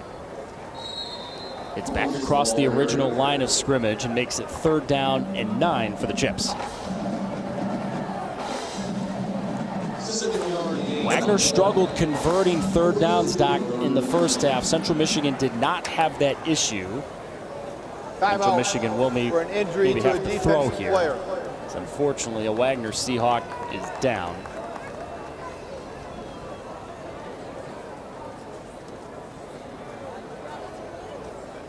They'll attend the injured player, and we'll be back to Central in a moment.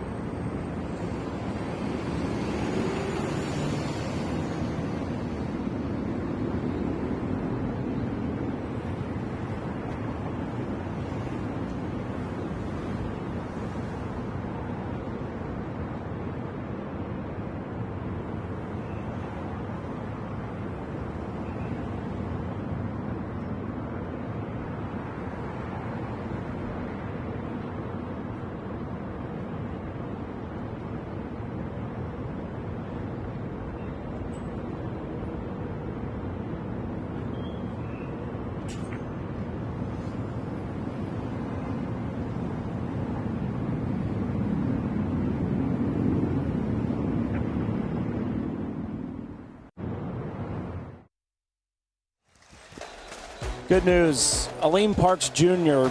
walked off the field under his own power. Took a hard hit at the end of the last play. Talented freshman from Egg Harbor City, New Jersey. As you may have guessed, there's a lot of East Coast guys, tri-state area guys on this Wagner team. 1,600 undergrads at Wagner College. Really good theater program, as you may have guessed, being right near NYC. This is their 20th all-time game against an FBS opponent. And an uphill battle here, although they do have Central Michigan in a 3rd down and 9. Chippewa's got to get to the 45.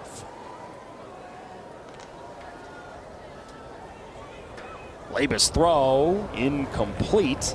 High and wide of Temple. A stop to start the second half for Wagner. And that's what you want to be, Wagner. Going to halftime, you're down 35-3. You know if Central Michigan gets the ball coming out after halftime, you don't want them to march you down the field and score a touchdown. You don't want to give up any big plays. You want to show that you're still fighting for this ball game, and that's exactly what Wagner showed his first defensive stance. It's been the second punt of the day for Dooley.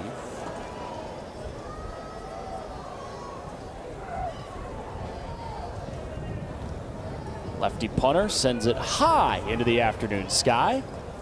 And a fair catch made by Cole Lakatos for the Wagner Seahawks.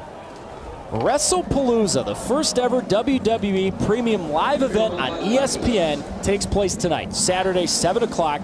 John Cena against Brock Lesnar for one last match. Stream WrestlePalooza exclusively on the ESPN app with the ESPN Unlimited plan. Sign up, log in with your TV provider. Get it on the ESPN app to unlock your access. Doc, you're from Memphis. You got to be a pro wrestling guy, right? Oh, Jerry Lawler, Jerry the King Lawler, man. Fabulous Ones, Coco Beware, of course. I was going to say, it's like a prereq if you live in Memphis. Although you said you're not a big barbecue guy. I was stunned by this. No, man, I like hot wings. Okay. Yeah, I like hot wings. All right. Jordan Barton to throw. A long one that's caught. And now Colt Claw going backward. Central Michigan rallies to the football and makes it 2nd down coming up. There is a proud lineage here of former wrestlers who have played college football. I think my favorite thing here, Doc, we covered North Texas a couple of weeks ago when they were at Western Michigan. And that celebration that Stone Cold does where he smacks the beers, the water together and puts it in the air. North Texas defense does that after they get a takeaway. That's pretty cool. It is, man. Did you say you played against The Rock when he was at the U? Well, we played them down in the Orange Bowl. He was on the team. He was kind of on the bench. So that's why he went to wrestling. That was uncalled for. Warren Sapp said he played behind him. I'm just going off what Warren Sapp said, and I only knew he played because later on they were like, "We The Rock." I played for him. I was like, he was on that team. Okay, I can't believe I'm standing up for The Rock because he's got a lot more zeros in his bank account than I do. He did have a sack against Florida State. Like, when you make a play against Florida State, you are a Cane for life. I'll stick up for The Rock here. Say no more. It's fair enough. Fair enough. And by the way, Dwayne, if you heard that nice compliment and you have a role in an upcoming movie for some sort of broadcaster, I will work for scale. Actually, no, that's terrible negotiating. Barton to throw, and it's knocked away. Strong coverage in the secondary by Central Michigan. Carroll knocked it away, and Wagner's got a punt. May have been terrible negotiating, but that wasn't terrible defense on Central Michigan's part. Not only that play, but this whole series coming out Wagner. You know, Wagner trying to make a point, come out hoping to get something going and trying to grab some kind of momentum and confidence, and Chippewas just shutting that down right away. Vincent Masillo's had a couple of strong punts here today for Wagner. He had one that was over 70 yards. Span, backpedaling inside the 35 to make the fair catch this time. Media timeout in Mount Pleasant. Time for me to Google who The Rock's agent is so I can see if I can get in the movie.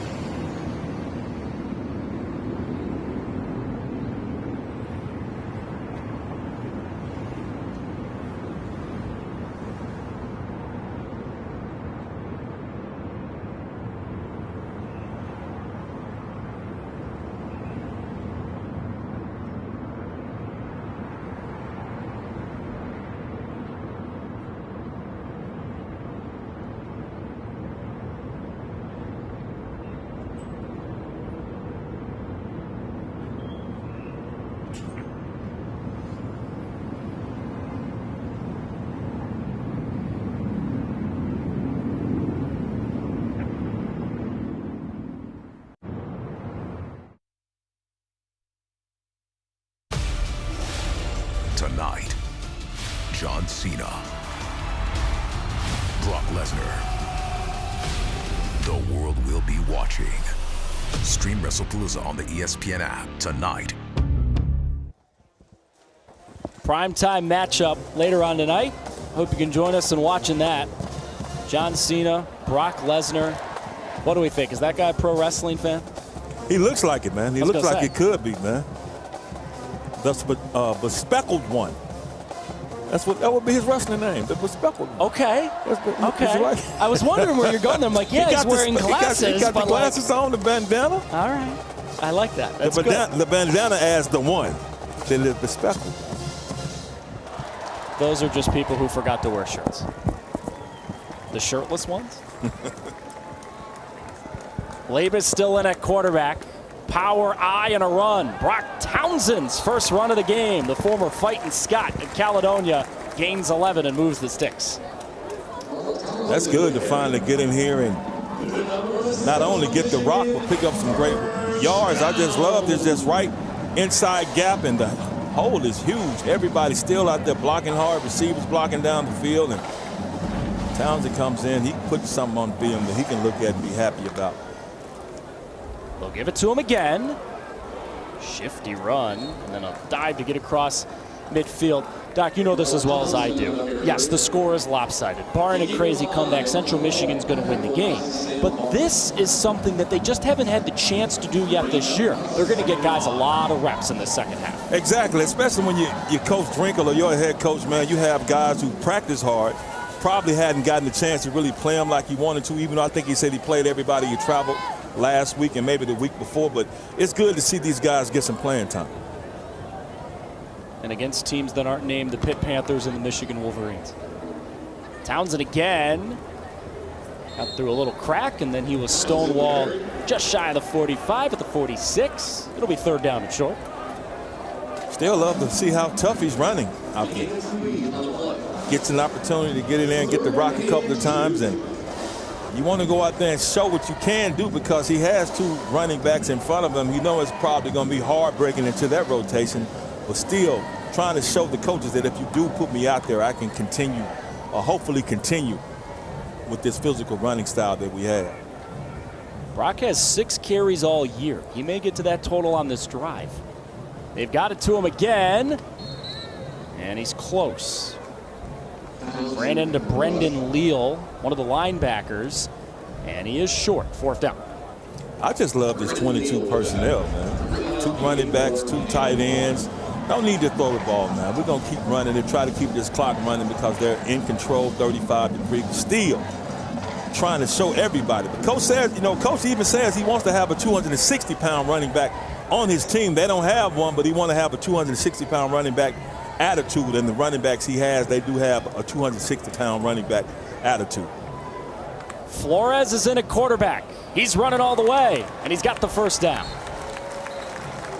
He's not 260, he's 210, but Flores is moving the sticks for Central.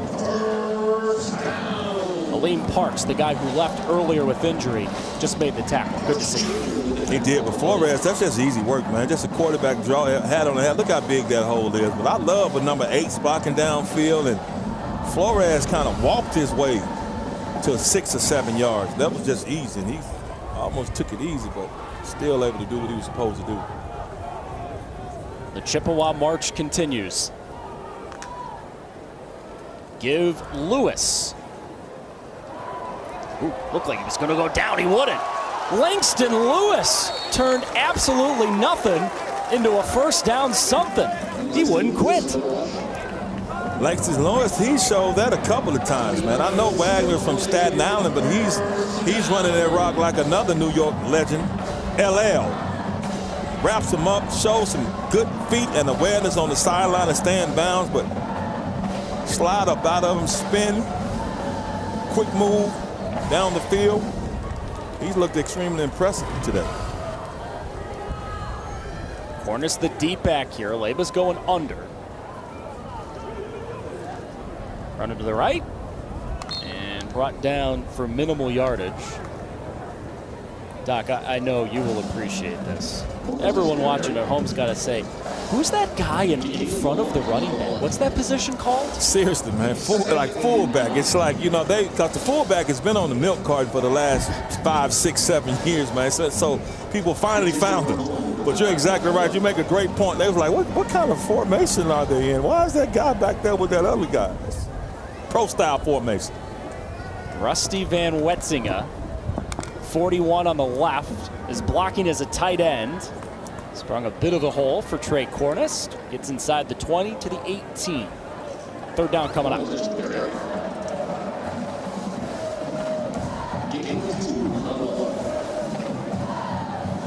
Central Michigan can't throw it. Labus threw for 3 touchdowns in the first half, but this is what they want it to look like. This is what Matt Drinkle is building toward. He wants a program that is built on people who want to be here. He said, this place is kind of like Westerfell in Game of Thrones. It's hard up here, man, and we want people who buy into that.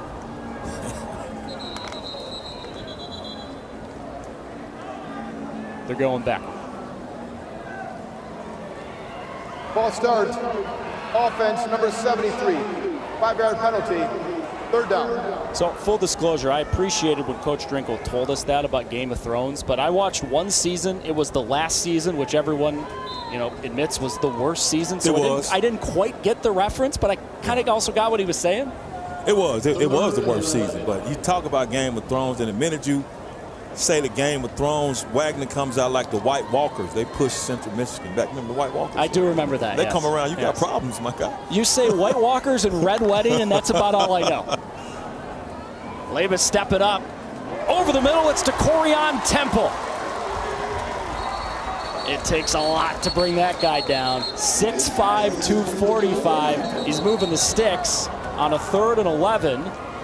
As again, we see some extracurricular activity. There's been some chippiness to this game at times. And I love Temple. He's just dragging, crossing across the field, and he's finally able to get a ball and make something happen because he's been blocking all day. So now he gets some action through the air.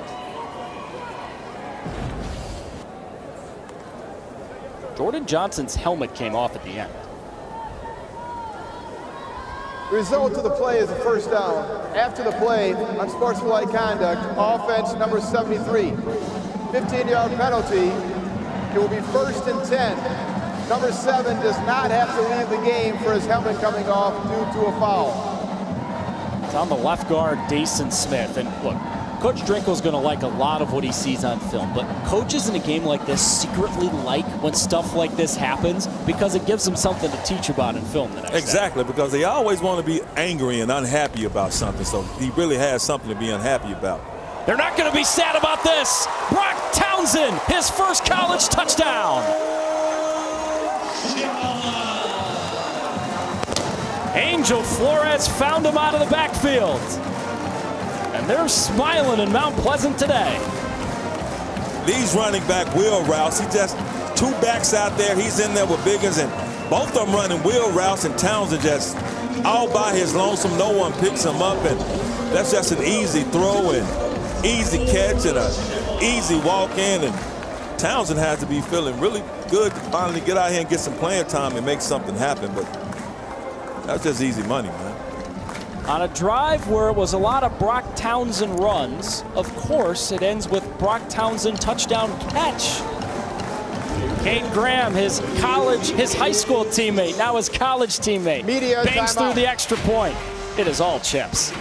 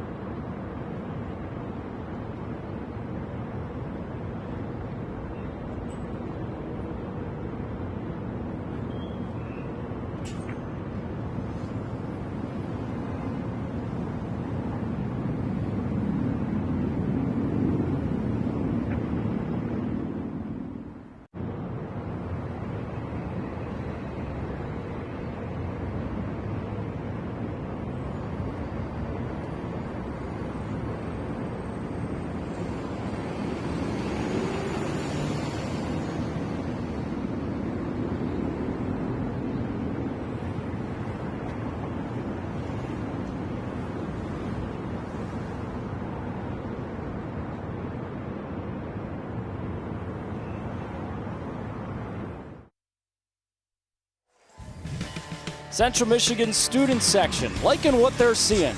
Central Michigan threw for 1 touchdown the entire season coming into today, and of course, they have 4 in this game. You may have noticed the sweet uniforms that Central Michigan's wearing today. Kind of look like John Riggins back in the day running the football for Washington up in the NFL. The cool thing about this uniform is all of the different details that have gone into it. Coach Drinkle helped to design these uniforms that have lots of little mentions to not only the history of Central Michigan football, but also the local Native American culture. There are 3 lines on the helmet representing the 3 local Native American tribes.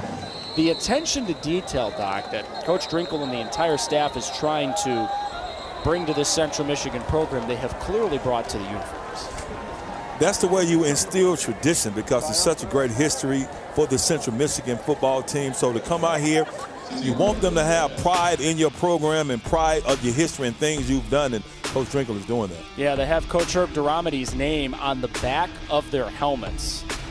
Anytime you win at Central Michigan, the amount of games he did, and when you walk into Spartan Stadium and beat the Spartans, they are going to love you around here.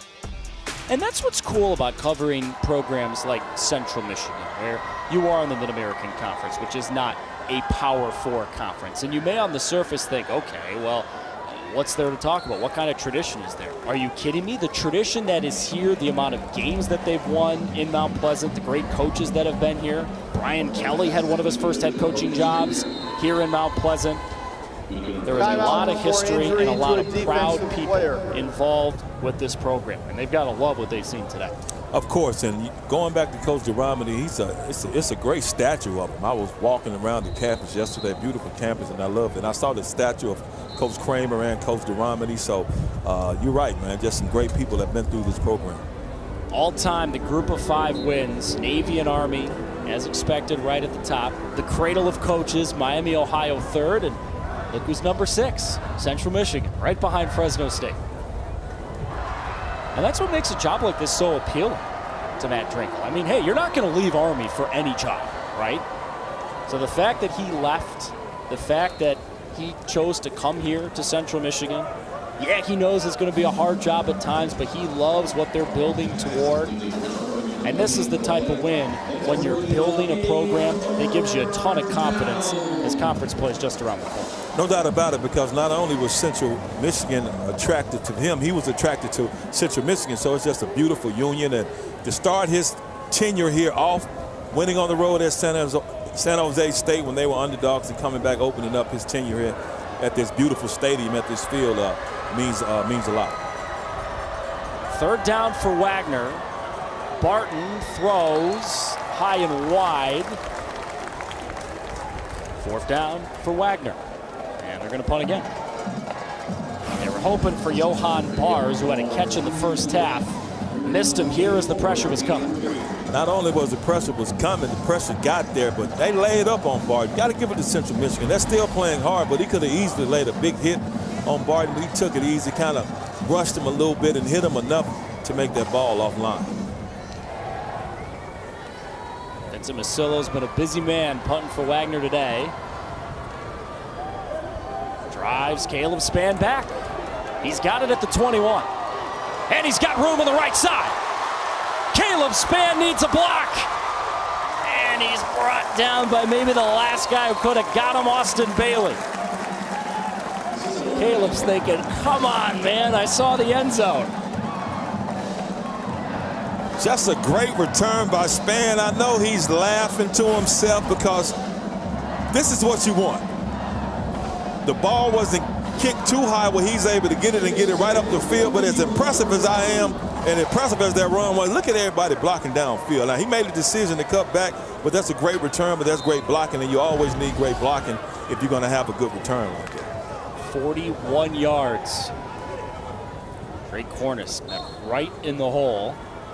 Brendan Reel has been all over the field, making a bunch of tackles in the second half for the Seahawks. Well, he's somebody that not only, I was saying that, you know, the punter has probably been the best player for Wagner right now, but you have a couple of people on this defense that continue to play hard, and this is what coach wants to see. When they get into the film room and they watch the film of this game, even though the game is out of hand, he still is going to be looking at effort. and still is going to be looking at who's playing with some pride and playing like they still were engaged in this football game. Flores is in at quarterback. It's another give to Cornish, and Trey Cornish is loose. Ow, he's diving for that pylon. He's not going to get there. But it sets up Central Michigan inside the 5. This is their running game. This is what they do, and this is what they want to do. They continue to bring that tight end around, their receiver around, pulls and knocks out, kicks out the end man on the line of scrimmage, and just a hole there, and Trey Cornish gets to it. But when he watches himself, he's going to be mad that he wasn't able to finish that run. Now, he's going to celebrate getting it down to the 2-3 yard line, but he wanted to finish and get him a touchdown. And you know when they called this play, Trey's there going. We were at 320. Referee forgot to turn his mic off. Now turn it back on to let us know what's going on. Please set the game clock to 3:07. Clock will start on my signal. Play clock to 25. 3:07. Thank you. All right, so you know right now Trey Cornish is thinking, I was that close. Give me the ball. I got to finish here, right? Yeah, you have to let him finish. You have to at least give him the first opportunity to finish. Will they give him that chance? They will not. And Angel Flores walks in. Trey Cornish is going to be a good teammate, and he's going to celebrate that touchdown from Angel Flores, his second of the day. But number 6 in the maroon and gold has got to be thinking, you know, I had that great run, and you all bid on it because we did the fake, because I just had that great run. But if I'm Flores, you know what I'm telling him? You should have finished when you had the opportunity, man. I got it from here. Just an option. He fakes it to Cornish, and he decides to keep it himself. But I think Flores had already kind of determined that, because I saw him whisper something to Cornish before the play, and Cornish was like, nodded his head like, okay. Cade Graham smacks that thing through, helping to cap off an overwhelming day for the Central Michigan offense. 49-3. They are building some confidence here in Mount Pleasant today. The all-new ESPN is here. For the vast experience, all you got to do is follow these 3 simple steps. ESPN app on your connected TV or favorite device. If you have it, open it up. If you don't, download it now. Next, click on the live event or ESPN show you want to watch. Then choose your TV provider and log in. You're all set. It's all of ESPN, all in one place. Go to support.espn.com to learn more. Perfect type of day to flip around and watch all the great college ball going on. At last check, one of the stories of the day, Syracuse on the road is nearly a 3-touchdown underdog, was beating Clemson, but that game has been delayed by a lengthy delay at halftime because of weather in Clemson, South Carolina. Big one as well for Matt Drinkle's old employer. Army is playing North Texas today. Mean Green off to a 3-0 start, which included a road win in overtime at week 2 against Central's hated rival Western. They're excited around here and in Kalamazoo that the Central Western game is being moved back to a Saturday this year. The game's been played on a weekday the last few years. One of the signatures of MAC football is weekday football, but that won't start for over a month.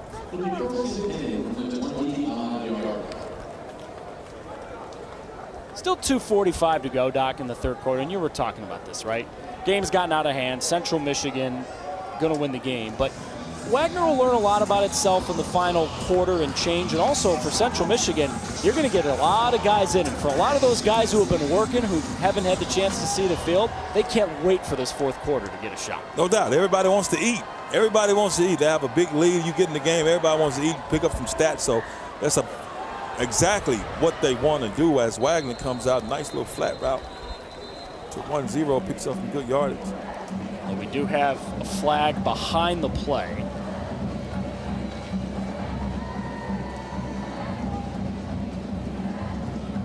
Pass interference, offense number 82. Half the distance to the goal. Replay first down. That face for Matt Drinkle is not going to change even when the score is 49-3. Laser focus. No.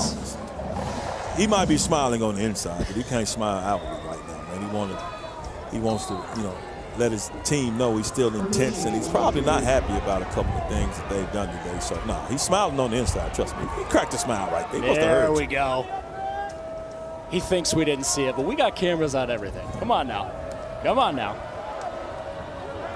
They'll run it to Morad, and he'll gain a couple. So briefly, Doc, I want to go back to the last play. So number 10 makes the catch. And full disclosure, on the sheet they gave us with the rosters of both teams, there's no number 10 wide receiver. And then I remembered, got an email late last night from the Sports Information Department at Wagner saying, hey, here's some number changes. Malik Red will now wear number 10. But don't worry about him. He's a 6-string wide receiver. He's not going to play. Well, he just made a catch. That's why I just referred to him as number 10. I saw what you did there. Yeah, it's number 10. This is number 10, man. He'll be a good teammate, Yeah. We're in this thing together. No doubt. Appreciate you. Jordan Barton's done a nice job in this game for Wagner. Jack Stevens, in case you're wondering where Wagner's main quarterback is, he had his helmet ripped off on a nasty face mask in the first half. His helmet went one way, his head went the other, and we haven't seen Jack since, although he is there on the sideline.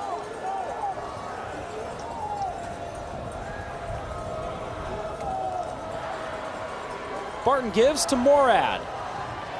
A lot of yards here, not going to get it. Trey Leaphart makes the tackle. That's a great tackle by Leaphart, man. That's what you call running through the ball carrier and running through his legs. You see, he gets off tackle east-west and whack him. That's the way you coach him up. That is technique. That is picture-perfect tackling technique. Maybe the hardest tackle to make, right, is in the open field. It is, man. It is, especially on a shifty running back as well. So impressive here. Central Michigan nearly took the last punt back. Spann had the last return.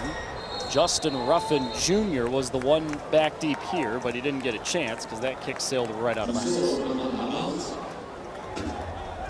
Let's watch the quarterback spot here, too. We've talked about how Central Michigan has played the two different quarterbacks today. They played three quarterbacks early in the season, but Jaden Glasser, there's a lot of reports that he's out for the season. So Angel Flores plays here.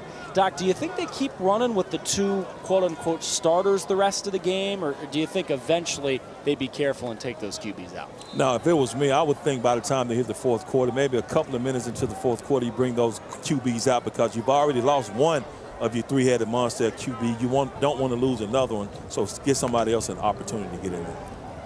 This is Caden Rose, the local guy from Sacred Heart Academy down the road here in Mount Pleasant. He gets a carry up to the 30. Timeout for an injury on the offensive team. Brady Plocha was the man down, the former Falcon at Divine Child.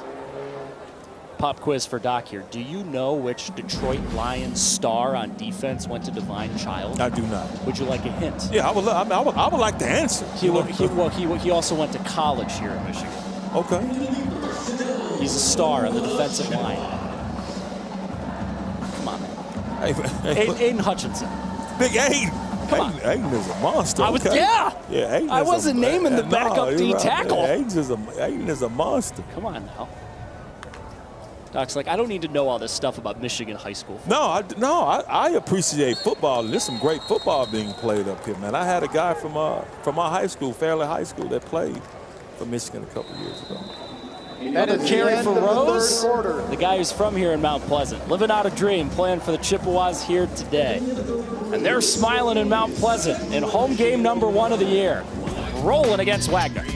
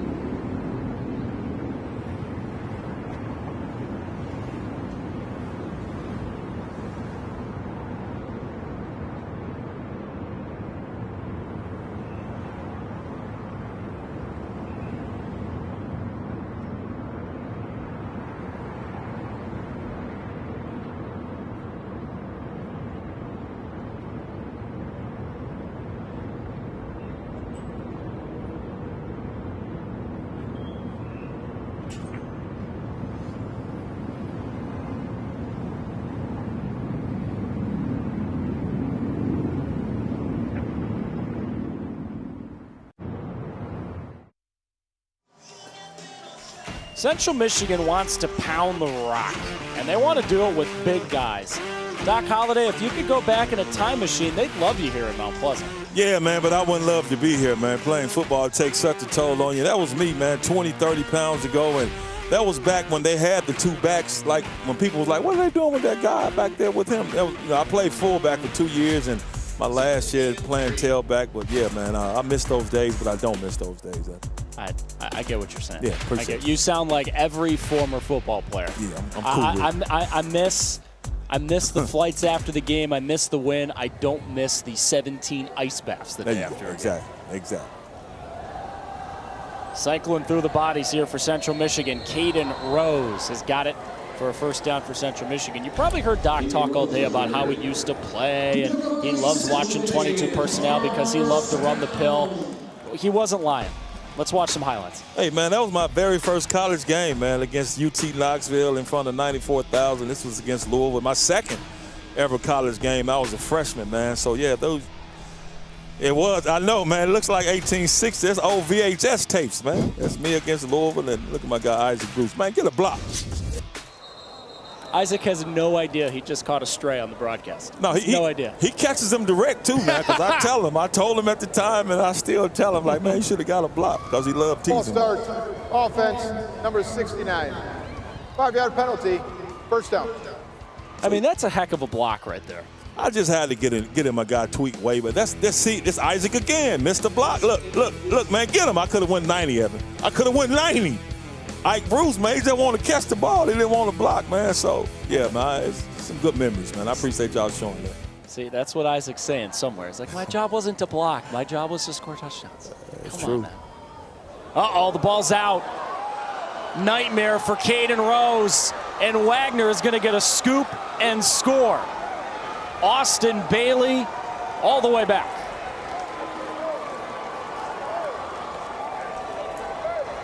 On a day where Wagner's been looking for highlights, the freshman from South Jersey, Austin Bailey, gives him one. And that's why you keep playing. That's why you keep hustling. That's why you still want to be around the ball. You don't take anything for granted. Austin Bailey still out there playing, and he's able to be opportunistic. When Rose puts this ball on the ground, he gets scooped up, thrown around, lets the ball go, and Austin Bailey sees Rose, but then he sees the ball, scoop, score, scampers. And being extremely opportunistic. He's running straight up and down like the old track star Michael Johnson, and he got there because just like wasn't nobody catching Michael Johnson, wasn't nobody catching him. Yeah, he wasn't wearing gold cleats, though, like Michael Johnson. Yeah, exactly. He wasn't. Come on. I feel bad there, too, for Rose. You could see as soon as he fumbled the ball, he took both fists and slammed him on the turf. That ruling is under further review.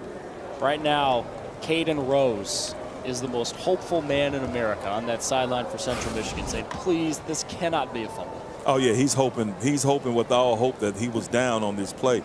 And that angle, it looks close. But, yeah, he's extremely disappointed in himself. Let's see. He gets thrown around. He gets tossed. Knee, ball. I think the key here is his right leg. Yeah, that ball's out. Yeah, it's out. Yeah. You feel for a guy like Rose. He's not just a guy getting reps here late in the game. He's from here, right? He's trying to prove to the coaches, hey, you need a back late in the year, I got you. And that's the worst thing that can happen. And not only that, like you said, he's from here. He has family and friends here, so I'm pretty sure some of them are here watching him play, probably knowing he was going to have an opportunity to play, and you don't want to come out and make a mistake like that. But he's just going to have to brush it off, man, because it happens, and just continue on. After review, the ruling on the field of a fumble is upheld. Touchdown, Wagner. In case you haven't noticed the wording yet in this first month of the college football season, too, there's no such thing as stands or confirmed anymore. It's just upheld or overturned. Verbiage is important. Look like we may be getting a new quarterback at Central Michigan. I see number 12 out there warming up. They were running swinging gate, too, Wagner was. And now they'll just kick the extra point. No fun. Romero made the 33-yard field goal earlier for Wagner. And he's got the PAT here. All right, we'll see if Central Michigan has a new quarterback coming out of the TV timeout. been a tough day for Wagner, but they have this highlight. Austin Bailey, the freshman from South Jersey, the scoop and score.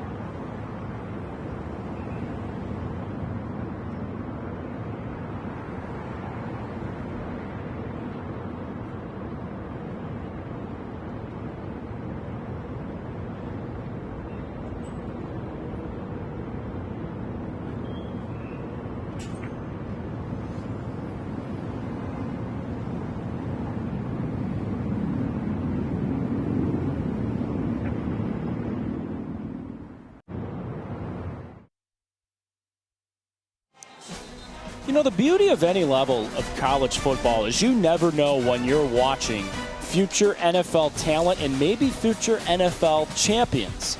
Wagner's got that in their back pocket. Greg's a Super Bowl champion with the Kansas City Chiefs. We're about to get a look at that ring. That thing is popping right off the screen.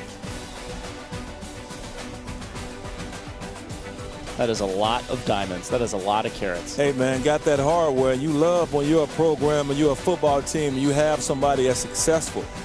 As Greg Sinnett is able to come back, man, show off his Super Bowl ring. He's a Super Bowl champion.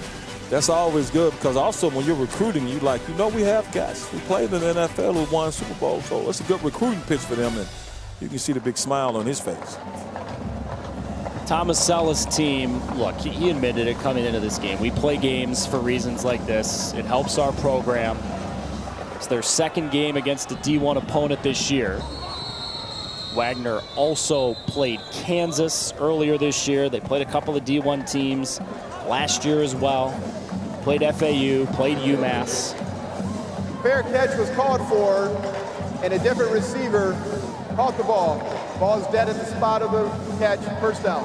I think the thing that Wagner's going to be happiest about after this game is they get to be at home for a while. Their next 4 games are at home after 3 of the first 4 games on the road.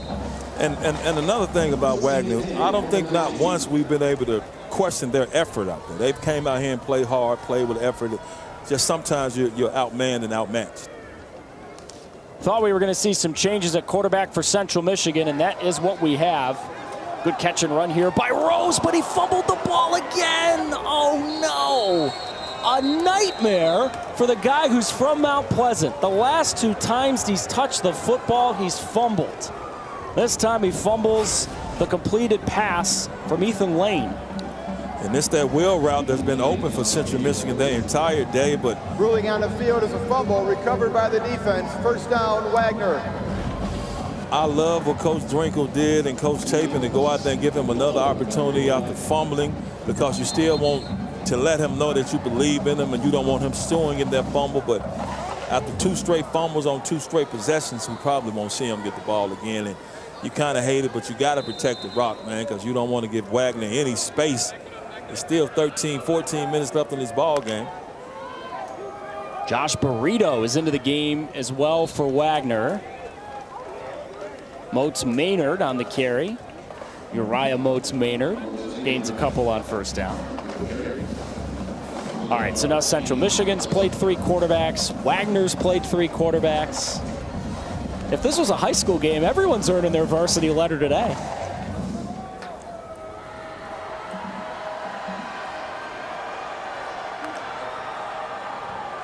Burrito gives. And again, short gain for Wagner, couple of yards up to the 26. Moats Maynard, the freshman from Florida. Vanderleest, Tate Vanderleest, number 81. We may see him later in the game. That was Malik Denkins, junior from Cincy. Gotta get to the 19 here. Moats Maynard again. And he's to the 24. Hole closed up quick.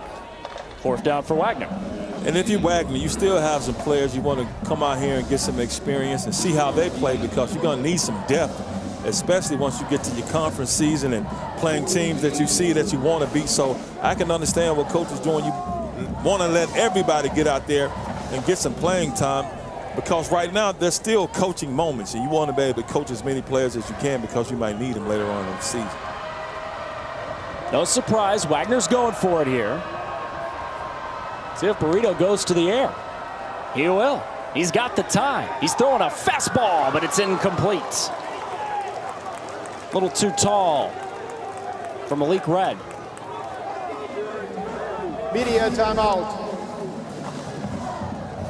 He had plenty of time, but just too much velocity, and as you said, just threw it too high. And Les Red is Mr. Fantastic. He wasn't catching that ball. That is a Fantastic Four reference months after it was in the movies. Well done, Doc. Well done. Cross-promote Disney Company.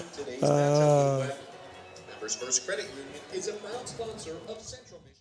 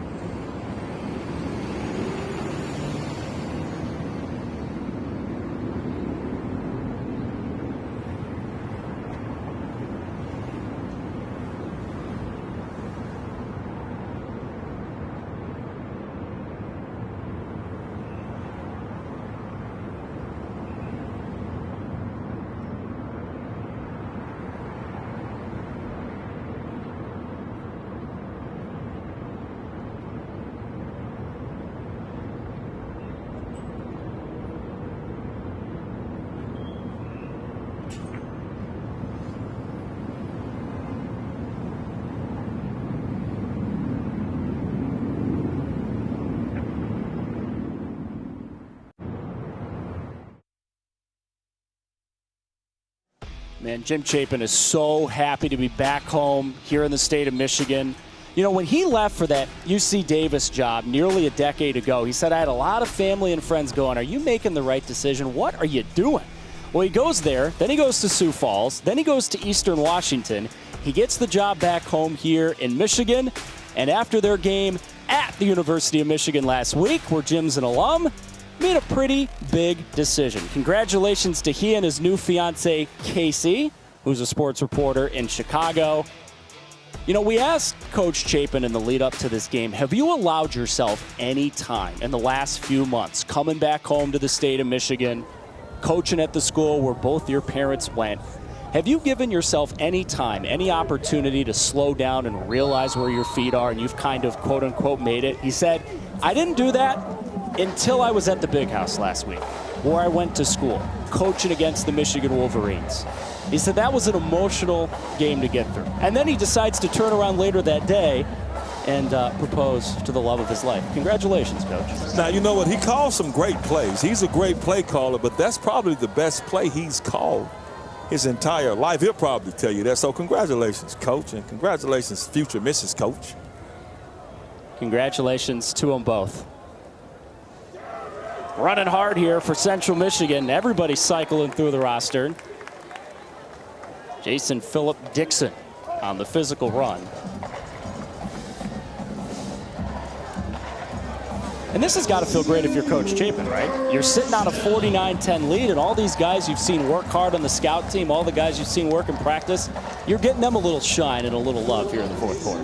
You are, but he's still going to be unhappy with the fact he's going to look at the stat sheet and see a couple of turnovers. Even regardless of when the turnovers come, as a coach, you don't want to see that at all. So, but he is getting a chance to play a whole bunch of people, man. Ethan Lane's the quarterback with 3 guys behind him. And struggling to get back to the line of scrimmage. Doc, how many people do you think in a college football playbook playing today, September 20th, 2025, have that exact play in the playbook? 3 backs behind the quarterback. I'm telling you, I'm sitting here with a smile on my face because as soon as I saw it early in the game, I said, man, they're coming out with the capital I. And they still running the capital I. So I love the mentality of Coach Chapin to come out here. He wants to run the rock. He has a run-first mentality, man, and he pulls out all the formations, running formations. Lane wants to throw. Incomplete. Jason Philpott Dixon couldn't haul it in. There's got to be a Michigan fan out there somewhere watching and going, you know, Coach Chapin, I know you're a Michigan guy. You probably stole that 3-back formation from when Jim Harbaugh was at Michigan. Why wouldn't you, man? You know, if that's the mentality, you know, Coach said just one thing he liked about Chapin is that he's a run-first guy, tough physical. So, yeah, if somebody is successful, you're supposed to pluck off their success. 3rd and long. Philpott Dixon, they keep on the ground, and he's snowed under as he gets across the 35 to the 36. Chippewas keep it conservative with a 39-point lead. And they'll bring the punt unit up. We were talking about the upcoming schedule for Wagner. And after this punt, we'll dive in a little bit more to the Central Michigan schedule. Get a chance to do that after the media timeout. Dooley will punt it. Final test for Central Michigan before conference play begins next week. Chance for Dooley to send a punt away. And it checks up on him a little bit. That's what you want to see on the golf course, not always what you want to see on the football field. And that ball will die right around the 30. Media timeout. 9 minutes just about to go in Mount Pleasant. They're loving what they're seeing.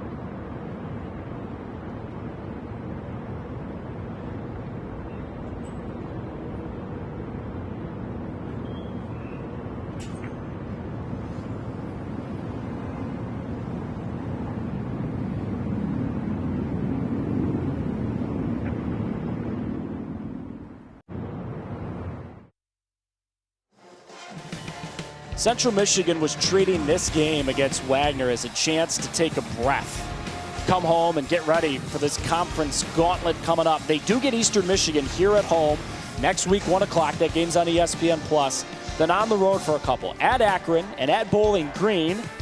Eddie George off to a strong start in his Bowling Green career. Home UMass and that big one down the road in Kalamazoo on the first day of November. Another drive for Wagner to get some fresh bodies into the game. David Lonergan, the senior from Ipswich, Mass, on the carry.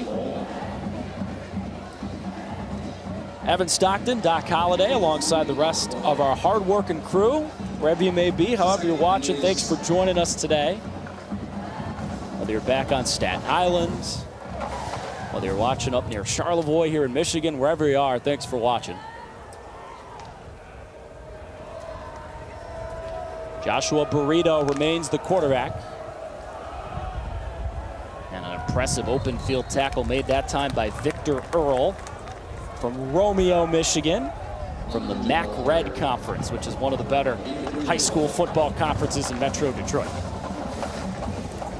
I love to see Sean Cronin still disguising defenses out there, man. He comes out, he's still coaching, he's still working. Comes out like he's in the cover 2, but he's really hiding in the cover 1. So he's still implementing his defensive game plan. Roll, throw, and he's not going anywhere. Big open field tackle. Mark Allen Gay Jr. The hit stick and a 4th down.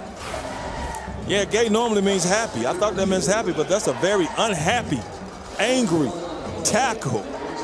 Just great read. Great open field tackle, just a great play.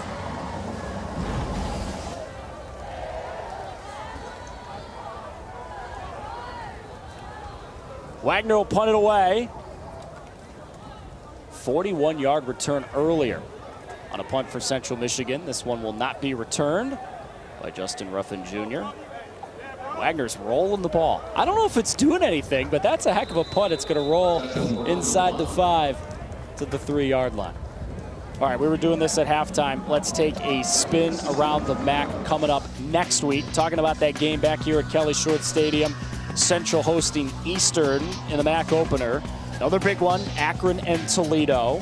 You know, let's see how Western Michigan does today at home against Toledo. If they don't win that game, they will move to 0-4 and try to get their first win against a Rhode Island team, Doc, that's always really good at the FCS level. Yeah, extremely good. That's what they do. They make plays. They like to continue a process of having good football programs. So, yeah, that's going to be a nice little test. Ethan Lane remains the quarterback. Jakevion Callip on the carry. We may get 10 different ball carriers in this game for Central Michigan. And I love it. As a running back, man, as an offensive unit, I would love it, man, to get everybody in there. Everybody getting a chance to carry the rock today. And it's one guy who's wishing he could get at least one more chance. That's Rose. I see him, he's sitting there. He got his helmet on. He's hoping for another opportunity, but it's good to see a lot of different people, man. You practice, you should be able to get an opportunity to play. Callip again. Oh, he found some room. How about this one? Oh, he needed just a little bit more real estate. Owen Locke comes back to make the tackle. This was nearly sprung by Jakevion Callip. Yeah, Callip showing some great vision and some great feet. Look at him. I always love the tap in the hole, makes a couple of people miss, then cuts outside. The receiver was blocking, had kind of stopped blocking because he probably thought Callip was tackled, but Callip was like, no, man, I'm scooping on through there, and I'm trying to scoop out, and he almost was able to break loose. Moves those chains, keeps the clock moving. Callip again, running hard. This is just what you want to see as a coaching staff. Guy gets an opportunity to get some carries. He busts one. He runs hard. Putting good tape on film right now. Yeah, and I love it, man. He comes in, gets a good run, and keep him in there, and they give it right back to him to give him another opportunity. And I wouldn't be surprised if they give it to him again. But he may be a little bit winded right now because that does happen, because I know he was pumped up after that first long run.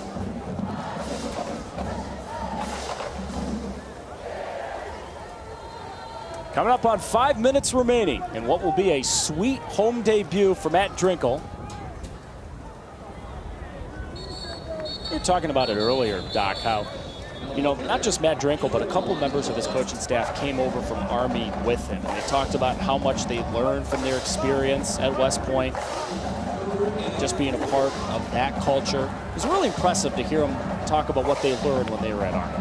It is, man, because when you're coaching and you're in the coaching profession, it's a brotherhood, man. You learn from each other, you grow with each other, and he was somewhere he was able to learn how to make a program and how to have a program successful.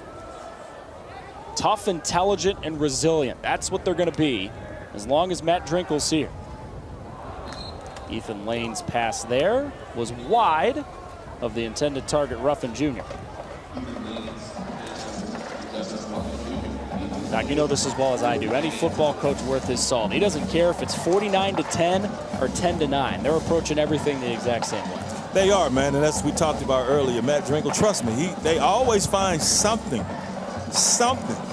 That score could be 409-10. He's still gonna find something to be upset about, because you always want to be in coaching mode and you always want to let your players know you can always get better.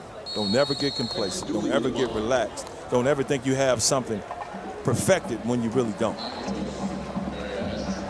And when you look at the other side for Wagner, this loss is going to drop them to 0-4. But 2 of those losses against Division I teams, and 1 of those losses on the road at Georgetown. They've played just the 1 home game.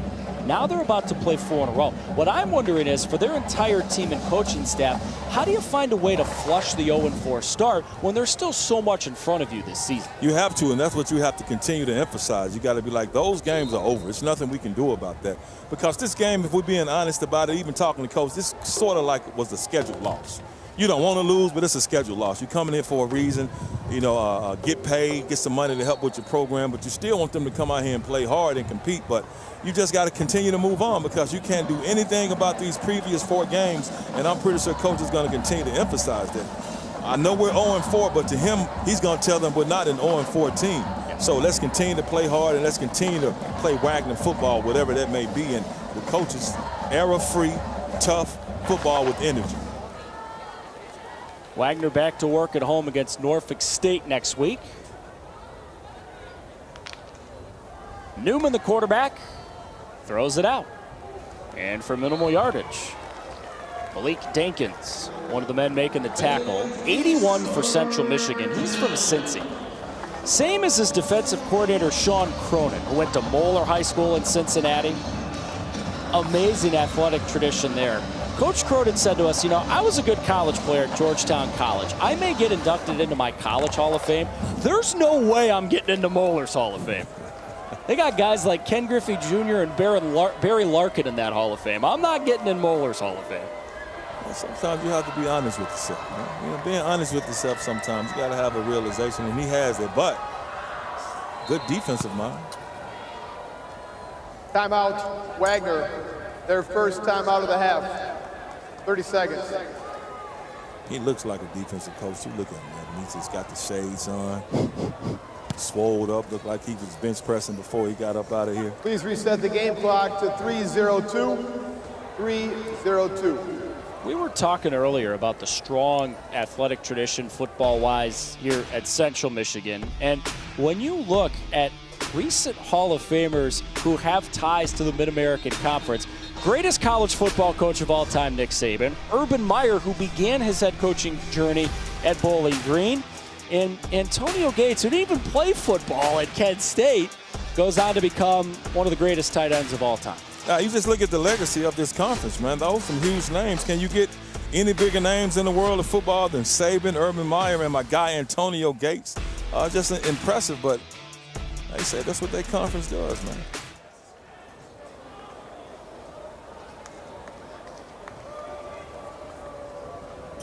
Third down and 8 here for Wagner after the timeout. Newman will throw it. That'll make the catch and then get popped. That's what you want to see if you're Sean Cronin for Central Michigan. Get a bunch of hats flying to the football. You could definitely build off the performance they've had today. Number 10 of the offense must leave the game for one play due to a helmet coming off. Yeah, you can, man. And that was Fourth down. That was an ouch hit. I mean, I said ouch. That's all I said in my head when I said that's ouch. And it's good to see his defense is still handing out ouch hits this late in the game, with this game thoroughly in hand. Chance for one final return for Justin Ruffin Jr.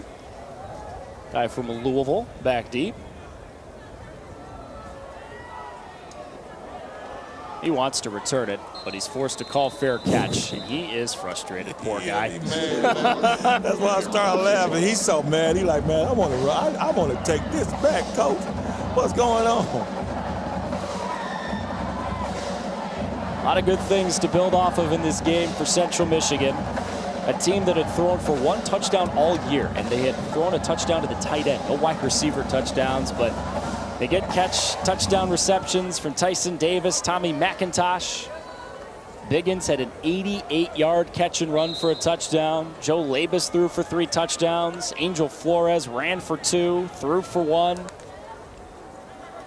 It all went Central Michigan's way today. And you know, about halfway through the second quarter, it was 14-3. This was not the runaway train it has looked like for much of the second half. That 88-yard touchdown for Nari Biggins really opened the game up, it felt. It was, and you're right, it wasn't a runaway train for a while, but afterwards it was on schedule. But then after, you know, Wagner made a couple of nice little drive, and Central Michigan said, man, let's go ahead and open up and put the foot to the gas to the pedal, man, and let's get them up out of here. This is the 2-minute timeout. 2 minutes to go in Mount Pleasant. Their first home game of the year. And Wagner's about to head back to Staten Island with a sour taste in their mouth.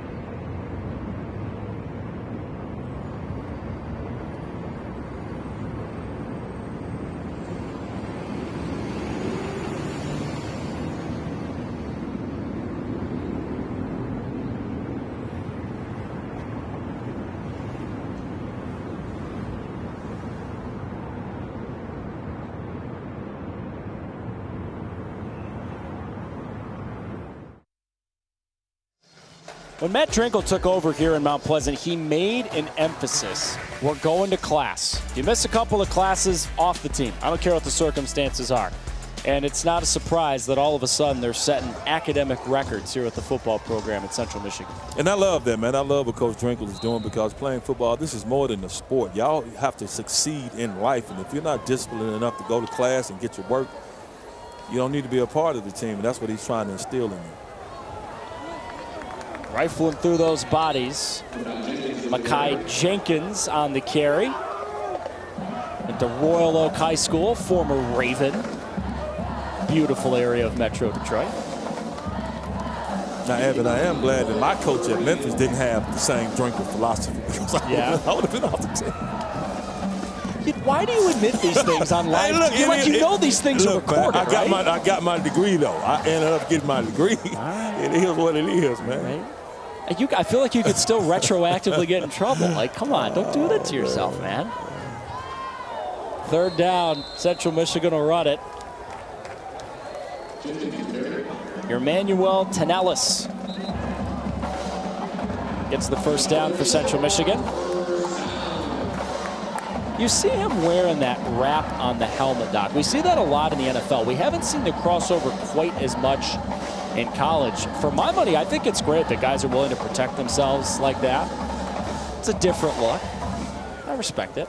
It's definitely different, but, you know, with the head injuries, man, of violent as a sport this is, extra protection is always good. I feel like you wouldn't rock that. I wouldn't. Okay. But I understand why he's doing it, but no, I wouldn't. No. I understand. It's a lot going on. Were you a neck roll guy when you played? Yeah, man. I like to have a neck roll. Yeah. Matt Drinkle wants to build a legacy here at Central Michigan. He says, I know it's going to be hard. It's going to be a bit like Game of Thrones and Westerfell. We're going to have to build this thing up. They don't have to snap it one more time. In home game number 1, in the head coaching career of Matt Drinkle here in Mount Pleasant, his Central Michigan Chippewas are runaway winners. It took them a month into the season to play a home game, but they did not disappoint in front of the home crowd on this sunny Saturday in Mount Pleasant. It's just a great home opener for Central Michigan. Love to see this for Matt Drinkle. They love to see this for the Chippewas. Now they get some confidence going until once they start the conference season. So it's a great start for them here at the house. Going to turn it back around and play Eastern Michigan to start MAC play at home next week. But for now, they celebrate a home win in Matt Drinkle's home debut here in Mount Pleasant. That does it for us. For Doc Holliday and the whole crew, Evan Stockton saying so long from Kelly Short Stadium in Mount Pleasant, where Central Michigan finally got to play a home game today. And they ran away from Wagner 49-10. All games airing on the ESPN family networks or streaming live and archived on the ESPN app. This has been a presentation of ESPN. Go enjoy the rest of your college football Saturday.